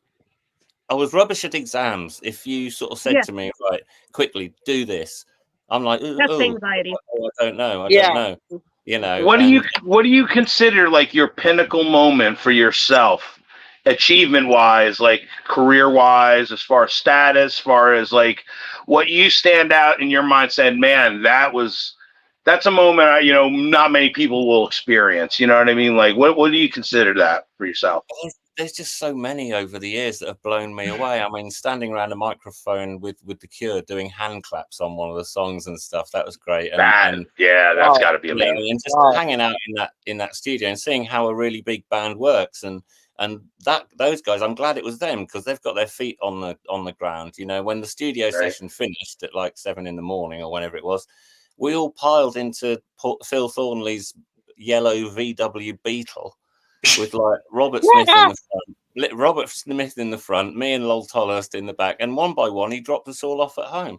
And it was kind of like that's what I do with my band, and it made me realize that it's just on a bigger scale, you know. It's on a bigger scale. Were you around them when they were doing Friday I'm in Love? Not so much, because Lol Tolhurst was my buddy in The Cure, and he left after Disintegration. And, right. You know, James I absolutely love that song, Friday I'm in Love. It's like one of I would say their most pop perfect songs. You know, there's pop perfection for The Cure. I mean, a lot of their songs almost stride that thing, but Friday I'm in Love is just like kind of transcends, I think, even all their other songs. Yeah.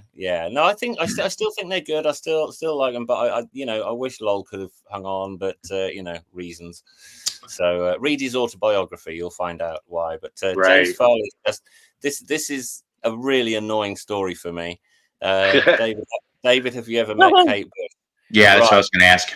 Okay, right. Let me just take you to the last night of the Holy tour. Hey, brother Dave. David, brother. And hey, Dave. Richard. It was the last night of Paul. I'm good. Last night of the Holy tour, and we're playing Shepherd's Bush Empire in London, and the tour manager said to me, he said, there's a friend of mine just at the side door. He hasn't got a pass or anything. I've forgotten to put him on the list. Can you let him and his wife in and what have you? So I said, yeah, sure. So I nipped it there and that, and this guy came in and what have you. I said, hey, hi. I said, I'm Dave. He said, yeah, no, I know who you are. And I said, oh, cool. And you are? And he said, I'm Paddy. And so we're walking up and stuff. And he said, my sister's doing a whole bunch of gigs at the thing. And then I thought, Paddy, my sister is doing a whole run of gigs at Hammersmith. I said, are you Paddy Bush? My brother, who his claim to fame is he's the only person other than Kate Bush that appears on every single Kate Bush album. And they're really close. And so we were walking up, I was showing him to the seat that the tickets were on and stuff, and we were chatting away and stuff. And he said, are you going to any of those gigs? I said, they're about 300 quid and they're sold out. And then he said, well, why don't you come to the last night and you can come in with us, come in with the family. And I said, you're joking, really? And then I I said, okay, hold on a sec. And I got my phone out, checked in my diary, and of course, I was playing in Italy. Oh, no. Oh my God, that's hard. I mean, not only would it have been amazing to see that show, because she obviously famously has not allowed it to be recorded.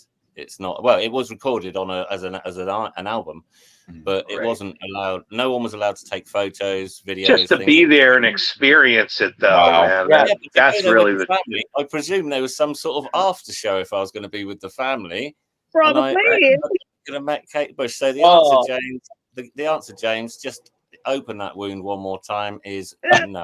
I have not met Kate. But he was supposed to. Yeah, 2014. Totally great. Wow, jeez. Wow. God, 10 years ago. Jeez, was the Holy tour at Shepherd's Bush? Was that 10 years ago? 10 years goes like that, my friend. It does. I'll tell you what. I was referencing recently too, and realized that's 10 years ago already. No, you're fucking. I think it's because COVID was a bit like a pause button, wasn't it? Yeah, It's like, and then we lost several years. And then 3 years later, when they said, no, we're all absolutely fine now, you can take your mask off, the pause button got taken off. And I keep losing 3 years. I say, I do too. Yeah, it's bizarre. We all do. So, does that mean, though? Does that mean weird? Can we knock 3 years off our ages? That'd be great. I would love that. That story reminded me of a time back in 1990. I was living with a band. We were all living together, and we had this manager guy that was like booking us, but he was kind of like in on the scene, and he had backstage passes of everybody. He like met everybody and stuff. And I was doing another like show somewhere, and what had happened was when I came home, the singer that I was playing with wasn't there, and he left a note, said, "You should have been here."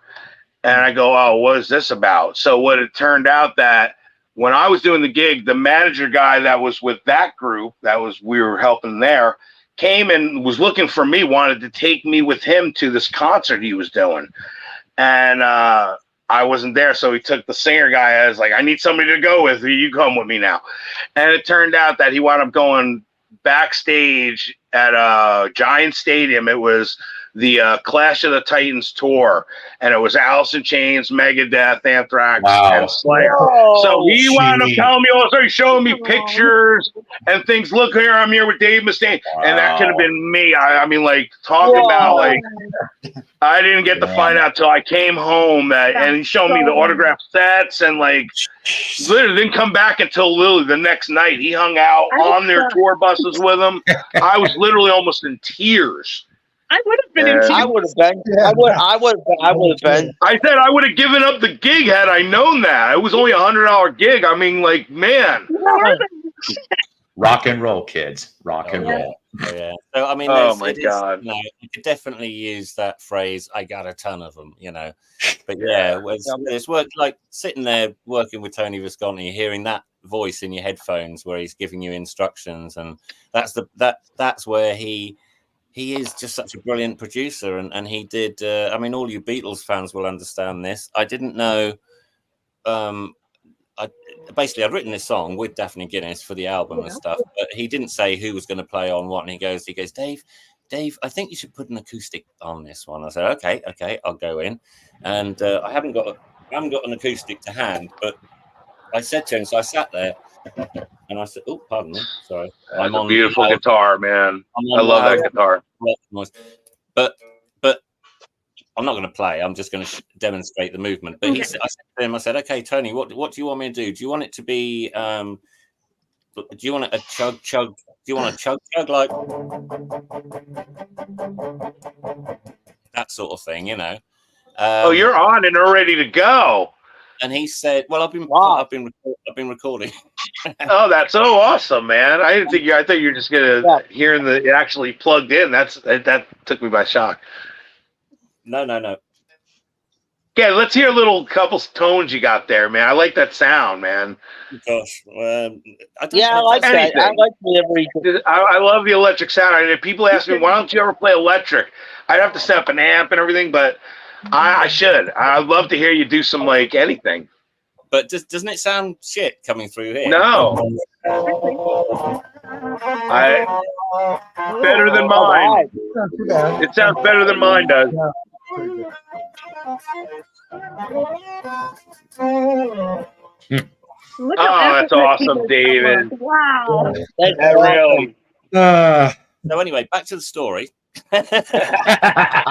Oh, He said, I said, do you want it chug, chug, chug, chug, chug, chug, chug, chug, chug, chug, chug, chug, or do you want it? And I said, how do you want me to play it? Do you want me to pick it? Do you want it sort of, that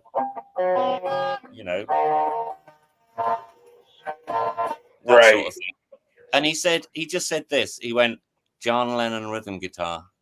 John Lennon rhythm guitar. I knew exactly what he meant. He meant this. Yeah.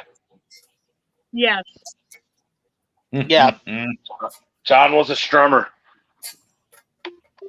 Now that I didn't know. Actually. And I think that is a really good producer. That was my point of the story, is that it's the way that he was able to tell you what he wanted, and he was able to tell the engineer, right, I want it to sound like blue rice falling down the top of a sort of a roof, and it's like, and suddenly this guy would get this lovely sound of something going click, click, click, click, down the rooftop, and he just had a way with words. But as soon as he said John Lennon rhythm guitar, I immediately knew he meant this. Yeah.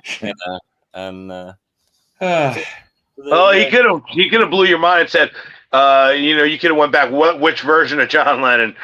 You want 80s John Lennon, or you want 1969 John Lennon, or 63 John Lennon? No, that's the thing. I knew that he knew that I'd know exactly what he meant if I just said that, because I'm immediately picturing the black and white stuff with the grey suits and everything, and right, the way they all stood in a line, and George was doing the picking, John Lennon was usually singing and doing the up down thing. So so that obviously that was a massive one. The Visage gig.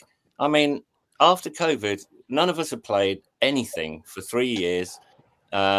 Everything was still really strict, the masks and all that. And we went over to Belgium thinking, is anyone gonna, is anything gonna happen? And yet, we got there. The stage set was, I don't know how many of you have bothered. Well, not bothered. If you want to go onto my YouTube, it's just my name. But there is Visage Hero live at Belgium, live at W Fest. And we were on these podiums, like each individual, like Kraftwerk podiums or something, and it was, we had this massive cinema screen behind us and stuff, and there was 40,000 people there, and we were headlining. And so to go back, having not played for 3 years, and everyone was nervous, because I just thought, I wonder if I can still do this. It's like, is it difficult to turn it back on? Because it's weird. Riding the bike. It was weird. It was getting. It's like Queen at Live Aid. They stopped playing for a while, and then they came back for.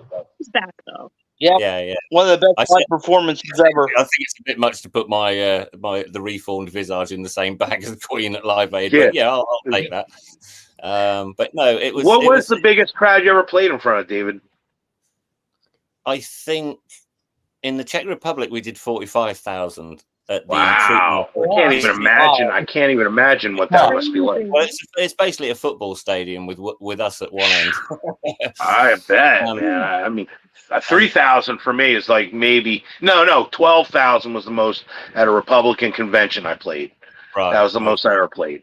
Well, 12,000 sneeze at either. No, that was, I forgot about that. I love those, because it's at night as well. The lights are on, the crowd is singing, and it was also, that one was in the Czech Republic, and it was really hot that night, and yet there was literally steam coming off the crowd. Whoa! Jeez. Wow!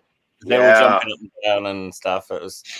That was amazing, and it makes you wonder what Kiss is thinking in Rio de Janeiro when they're playing in front of 350,000. Yeah. So that's so that's the most for outdoors. Indoors was, funnily enough, the last gig I did before COVID hit was Liverpool Echo Arena, which is 16,000 indoors. Nice. That's beautiful. Nice. Sold out as well, which is nice. Now, is that your own band drawing that? Was that a festival? What is that? No, it was us and the Stereophonics. Wow, that's amazing. That's amazing. That is cool. So yeah, It really is. It's different when you can set when a band can sell out an arena themselves as being part of a package show. You know, that Yeah. really says something about Billy Joel that he could sell out Madison Square Garden for how many shows that he did? Every Yeah. single one was sold out. Yeah. I think I mean, he's like the male Streisand. Do you remember when Streisand Yeah, would go really. out for $500 or something, and everyone She went, still is. there's loads of I people couldn't going afford to see Billy these last few years. I mean, those shows are expensive. It really becomes only for the rich. You know, one of my joys, one of my absolute joys, and I know Ed as well, Ed from the Darkness, he liked the same.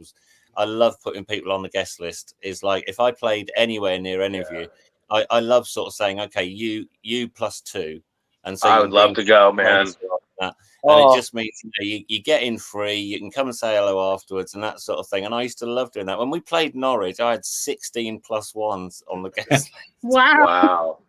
Do they give you a limit? I mean, they must give you a limit. They must say you're going to have more than 20 or something. Or there's a limit before they take it off what you've earned, basically. You're literally your own. If say they say, so, you know, sorry guys, you can only have 6 plus 1, so only 12 people.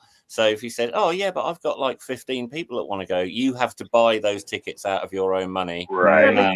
Yes, they can come in. I wonder if Paul has to go through that too, Paul McCartney. Yeah, there's also because there's fire limits, man. There's fire limitations and stuff. You know, he brings in 50 people. I got 50 people with me. Yeah. I think Paul McCartney can have whoever the hell he wants at his concert. Yeah, I know, right? Yeah. He makes enough money.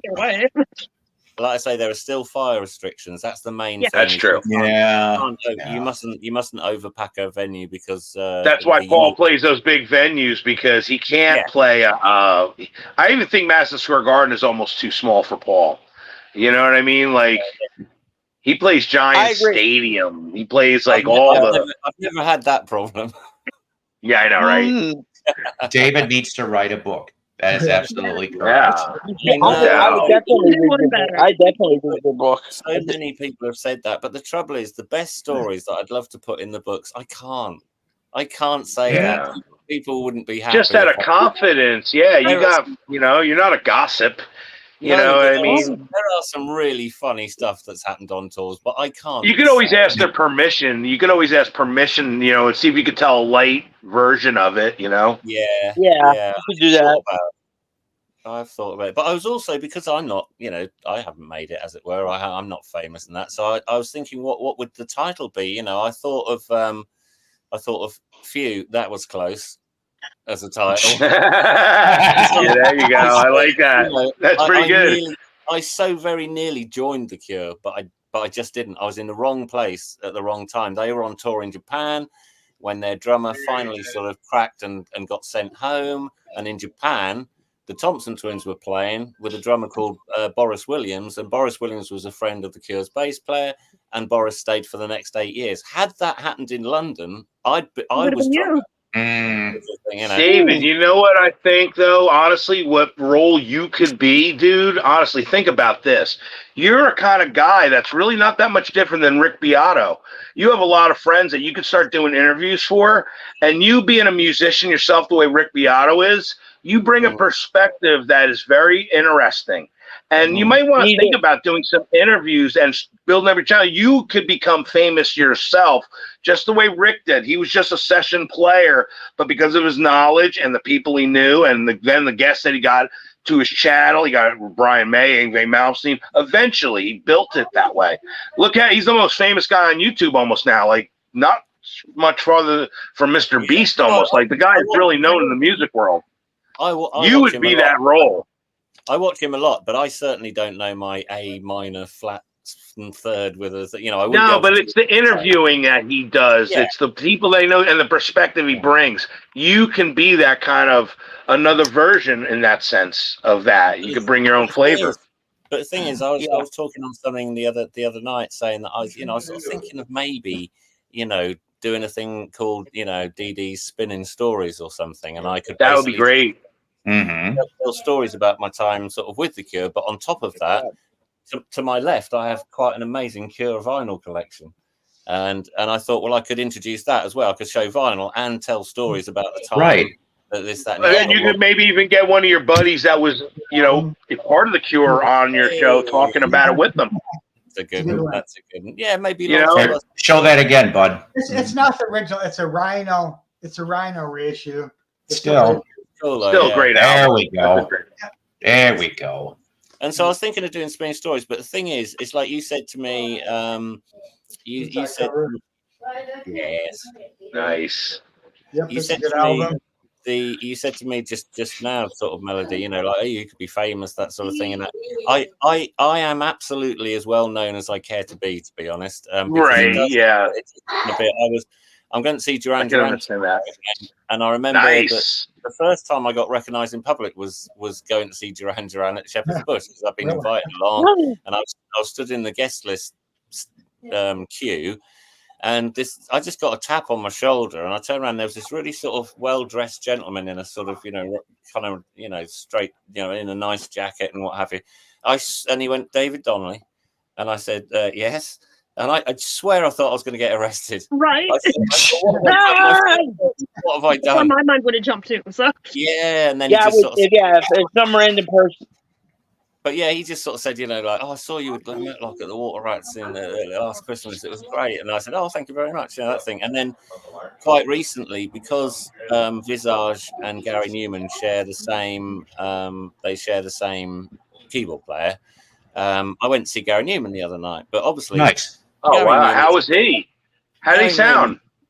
fantastic, absolutely I fantastic. bet. He's closer to, like, imagine 9 Inch Nails covering Gary Newman. That's what Gary Newman sounds like now. Wow. And it's really good. But the thing is, at the end of the gig, like, because Visage, Ultravox, Gary Newman, Tubeway Army, all that sort of stuff, we're all in the same house. When the lights went up, I was unfortunately stood near the back, and it took me 20 minutes to get out of the venue for people sort of going, can I have a picture? Can I have a picture with you? Would you mind, sort of thing? Oh, you know, can I? And all this, which is ever so nice. But I don't think I'm that special. I get embarrassed. Why on earth do you want a picture with me? Do you know what I mean? Hey, David, I got a Cure poster, and I think it has autographs on it. I don't know if you would know if these are real or not, because I never met them. But let me just show you. I got a picture of it. Oh, yeah. That's the picture of it. Yeah. And here's the autographs down here. All right. Let it just get into. All right. Where's Roberts?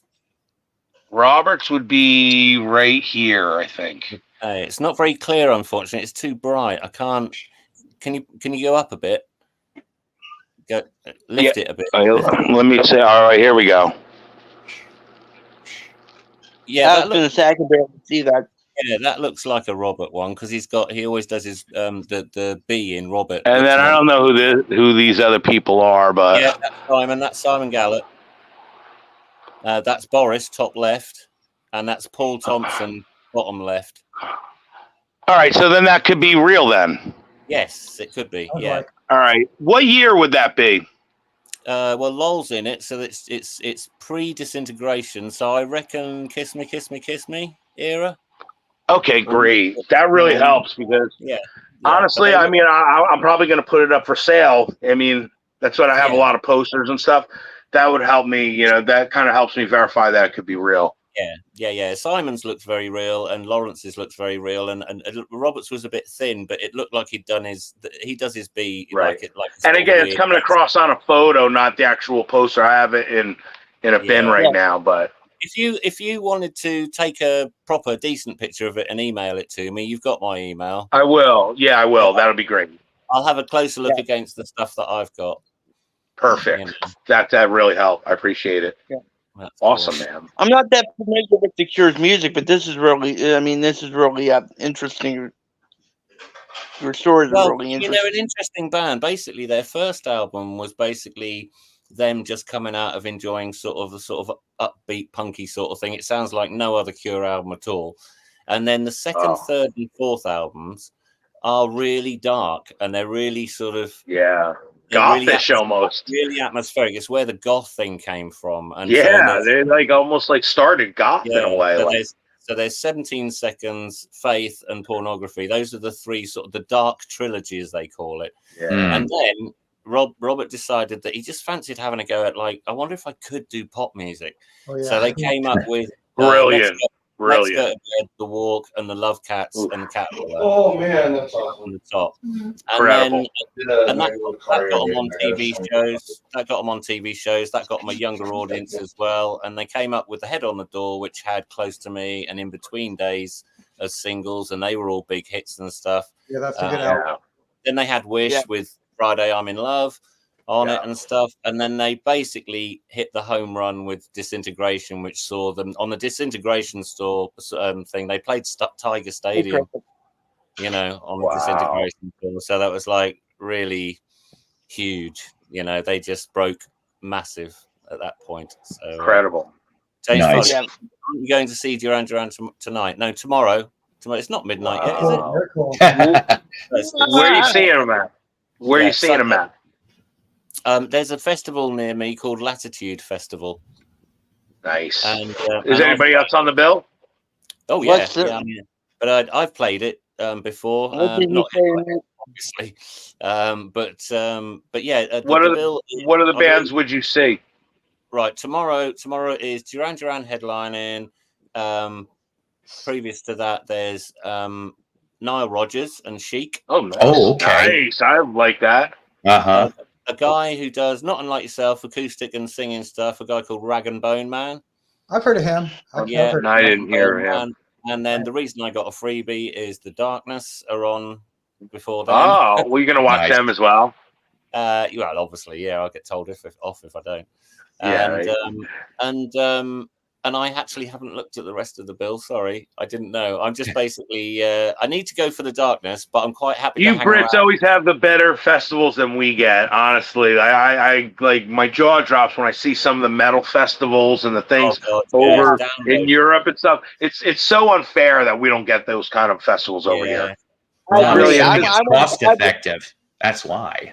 But also the licensing thing doesn't. They won't allow certain artists to play with each other because of the licensing of this. Over there, it's like the Wild West. Oh yeah. I mean, the Download Festival. I've never played it. I would love to, but Ed played it with. He was like second to headliners. He was the Darkness were special guests of Def Leppard headlining. Oh wow! So, I would love to go to one of those music festivals. It's one of my dreams to get to go to one of those festivals. And it's amazing. You guys still have that song contest over there, the ABBA one. Oh, fuck that! Oh, Eurovision. Yeah, but it's funny that's still ongoing. Not that it's anything today, but the fact that they still have it.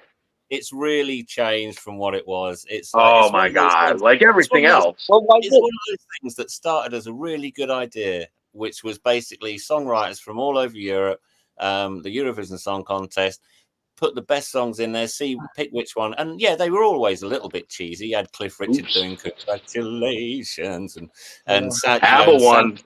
Sandy Shore doing On a String and stuff like that. But they were good pop hits. Now. And don't anyone dare say that I'm being homophobic. It is a camp kind of gay type sort of. It's like the camp is most glittery. Get your feathers out. It's all DEI.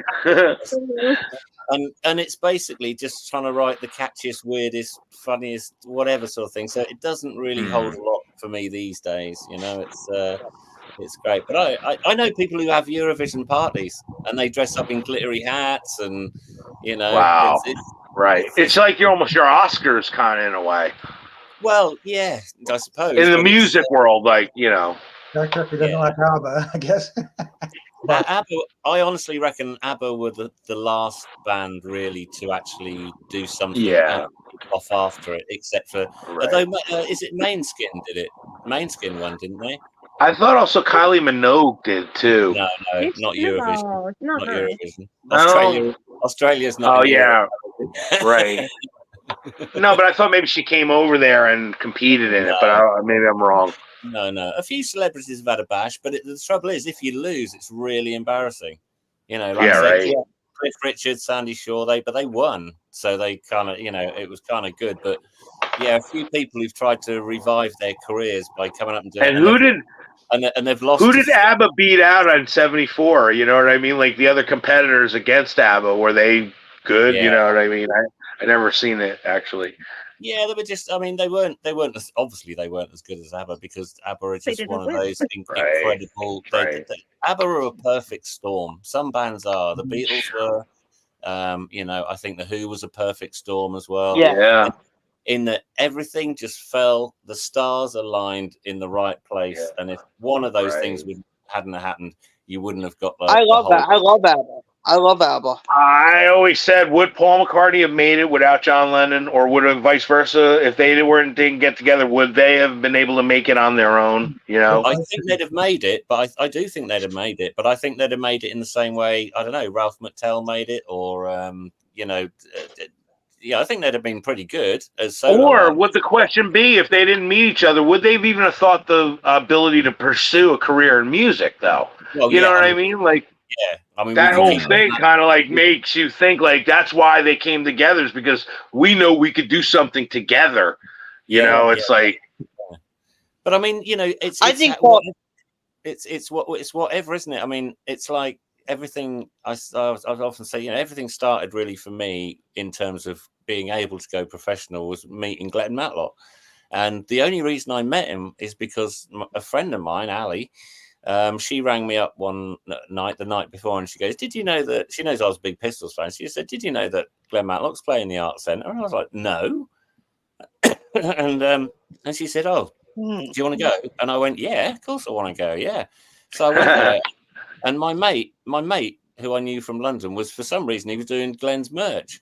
So afterwards, I was stood with him at the merch stand and stuff, and Glenn came over, and I knew that there was a possibility I'd meet him.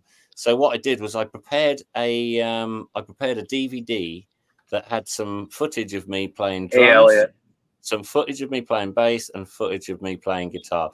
And it had my telephone number. I did a sleeve for it, and at the end of talking to Glenn, I said, you got an amazing band tonight. I love the band tonight. I said, but if you ever stuck for anything, drums, bass, or guitar, I said, just hang on to this, and if you need me. And literally a year to the week that I gave him that, he rang me at home. Wow. It said he was having trouble with his guitar. He'd watched the DVD, and he said, "You seem to have the kind of thing." He said, "You fancy coming down to London and having a bit of a bash with me and Chris Musto, the drummer?" That's awesome. So I wish I had a break like that. I wish somebody would call me out of the blue and say, "Hey, come on, I'm going to fly out to California. Just come and help me fill up some tracks." That would be a dream of dreams, I'm just trying to get a damn gig. My friend was actually in the house when Zakk Wylde got the call from Sharon and Ozzy Osbourne saying, "Come out to California. Jeez. We heard about you." And he was there and literally watched Zakk Wylde, his name was Jeff at the time, hang up the phone and said, "Ozzy Osbourne wants me to go out to California to try out." Like they like the weight of reality just hit them. Didn't know if he was going to make it or not, but this is a real deal. We're going to have tickets for you tomorrow. Pack your bags and let's go. Like, in an instant, it was like his life changed. Mm-hmm. But he lived down literally town over from me. But I like people who manage to stay normal and stay. I was backstage once, and Ronnie Wood was knocking about, and he had these dark glasses on. But he was playing with the Faces. It was the reformed Faces. Glenn was the bass player, so I got to get into a few of their gigs, and I was wandering around. And the thing is, what I didn't know was that Ron Wood had recently given up smoking, and what he really enjoyed now was lighting them for other people. And so, actually putting them in his mouth and lighting them? No, just giving you the light. And so I was stood backstage, just looking at the clouds and just having a nice think about things. And I put this cigarette in my mouth, and suddenly there was this arm. I knew you were going to say that. So I took it and I went, "Oh, thank you," and I said, "Thank you very much." And what I loved about it was he didn't think, "Oh, he knows exactly who I am." He took his glasses off and went, I'm Ron. That's awesome. I said, yeah. Ron I know Wood. who you are. That's incredible. Yeah. Really? You didn't think I recognized you in like a nanosecond? You're Ronnie Wood. I would have lost it. I would. You want to I hear would- funny? I love Here's that, a though. funny. I would Here's a totally. funny. I'm Ron. Here's a funny story. My mom and my stepfather were in Atlantic City, getting ready to go to a concert. And literally, she was walking around the arena like there was a back alley section that she was like, we can get probably better door, access over here. So they're walking. My mom was looking at her phone, and literally as she's walking, she bumped heads with somebody that was literally reading their phone too. She looked up. It was Jerry Lee Lewis. Jerry Lee Lewis was looking at his phone, texting. My mom was texting at the same time, and they bumped heads, and their phones clicked, like literally. Love it. I plonked, so funny. Awesome. I plonked myself down on a sofa next to Robert Plant without realizing it. Oh my God!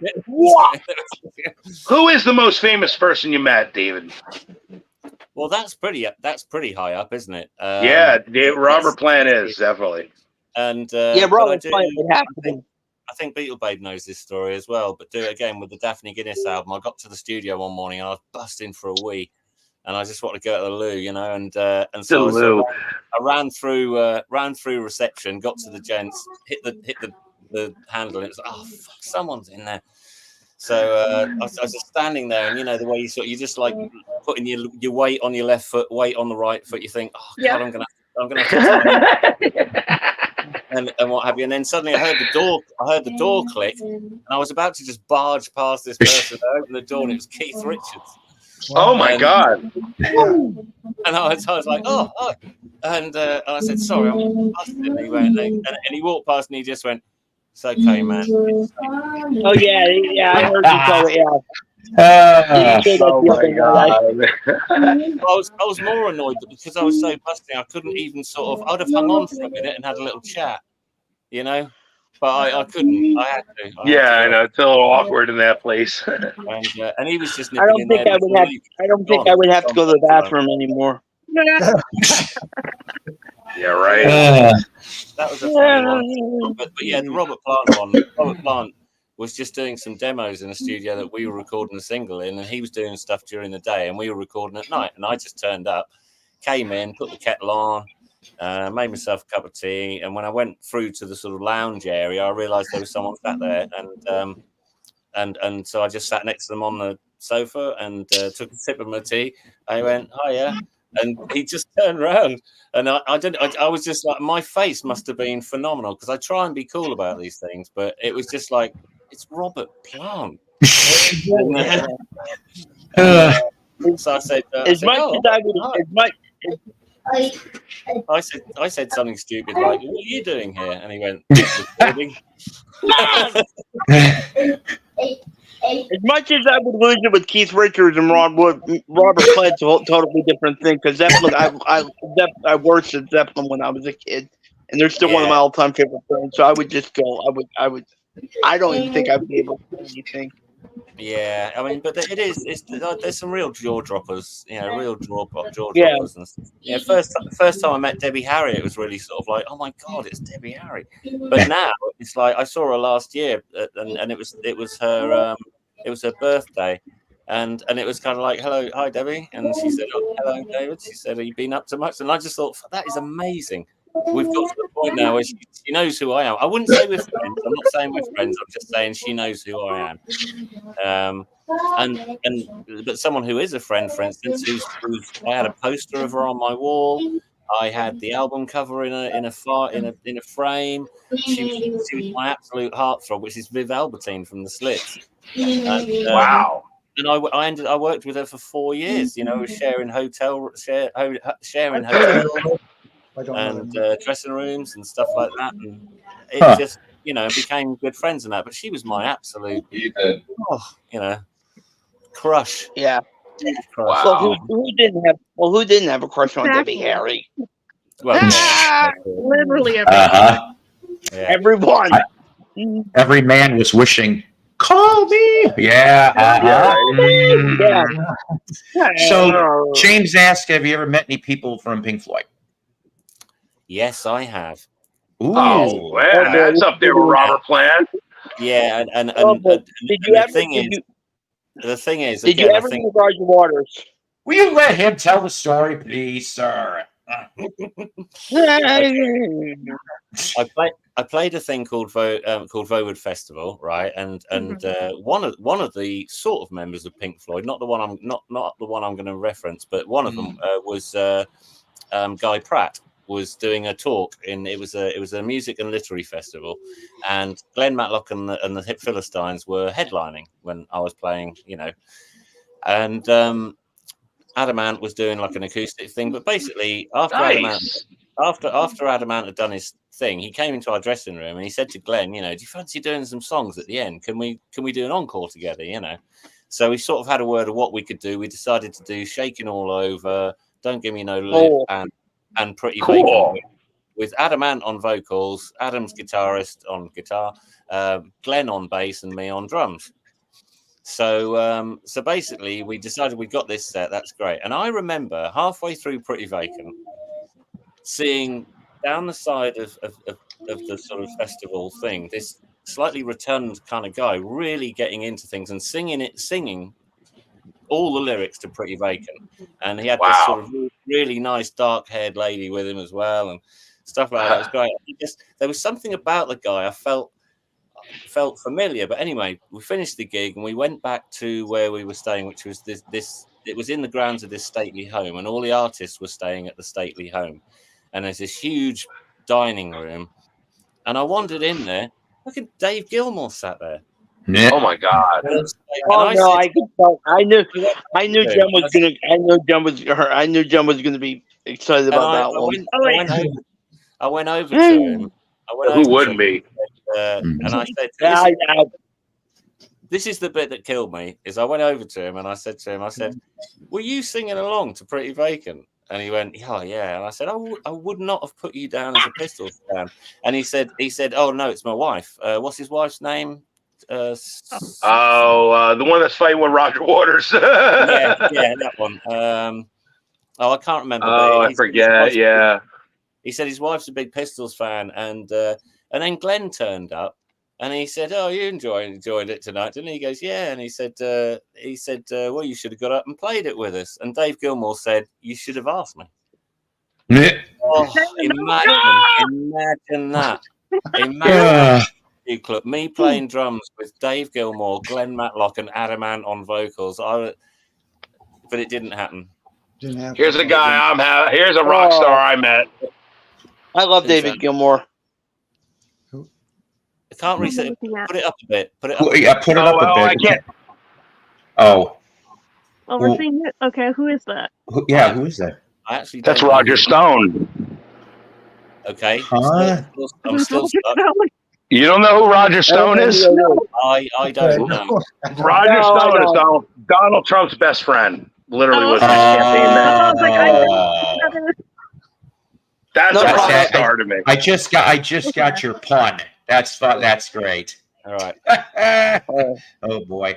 And I'm glad you're here, Brian, and getting to see. Unfortunately, Brian, we're at the tail end, and the reason why is because I got wrestling to go to in a little while, ladies and gentlemen. I got to see them all go and all that other fun stuff.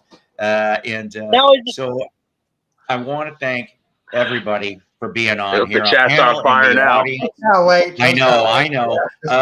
And then if anybody's available tomorrow in the evening, we're going to do another one of these. This is a psycho weekend. Yes, can't do it often, but we will. Having an after party this evening? Yes. Yeah. Hell yes. Hell yes. So, I want David to tell more stories. Brian, my bearded brother. That's my bearded brother, man. The word of the day: feed your friends Goya crackers and new white. All right, guys.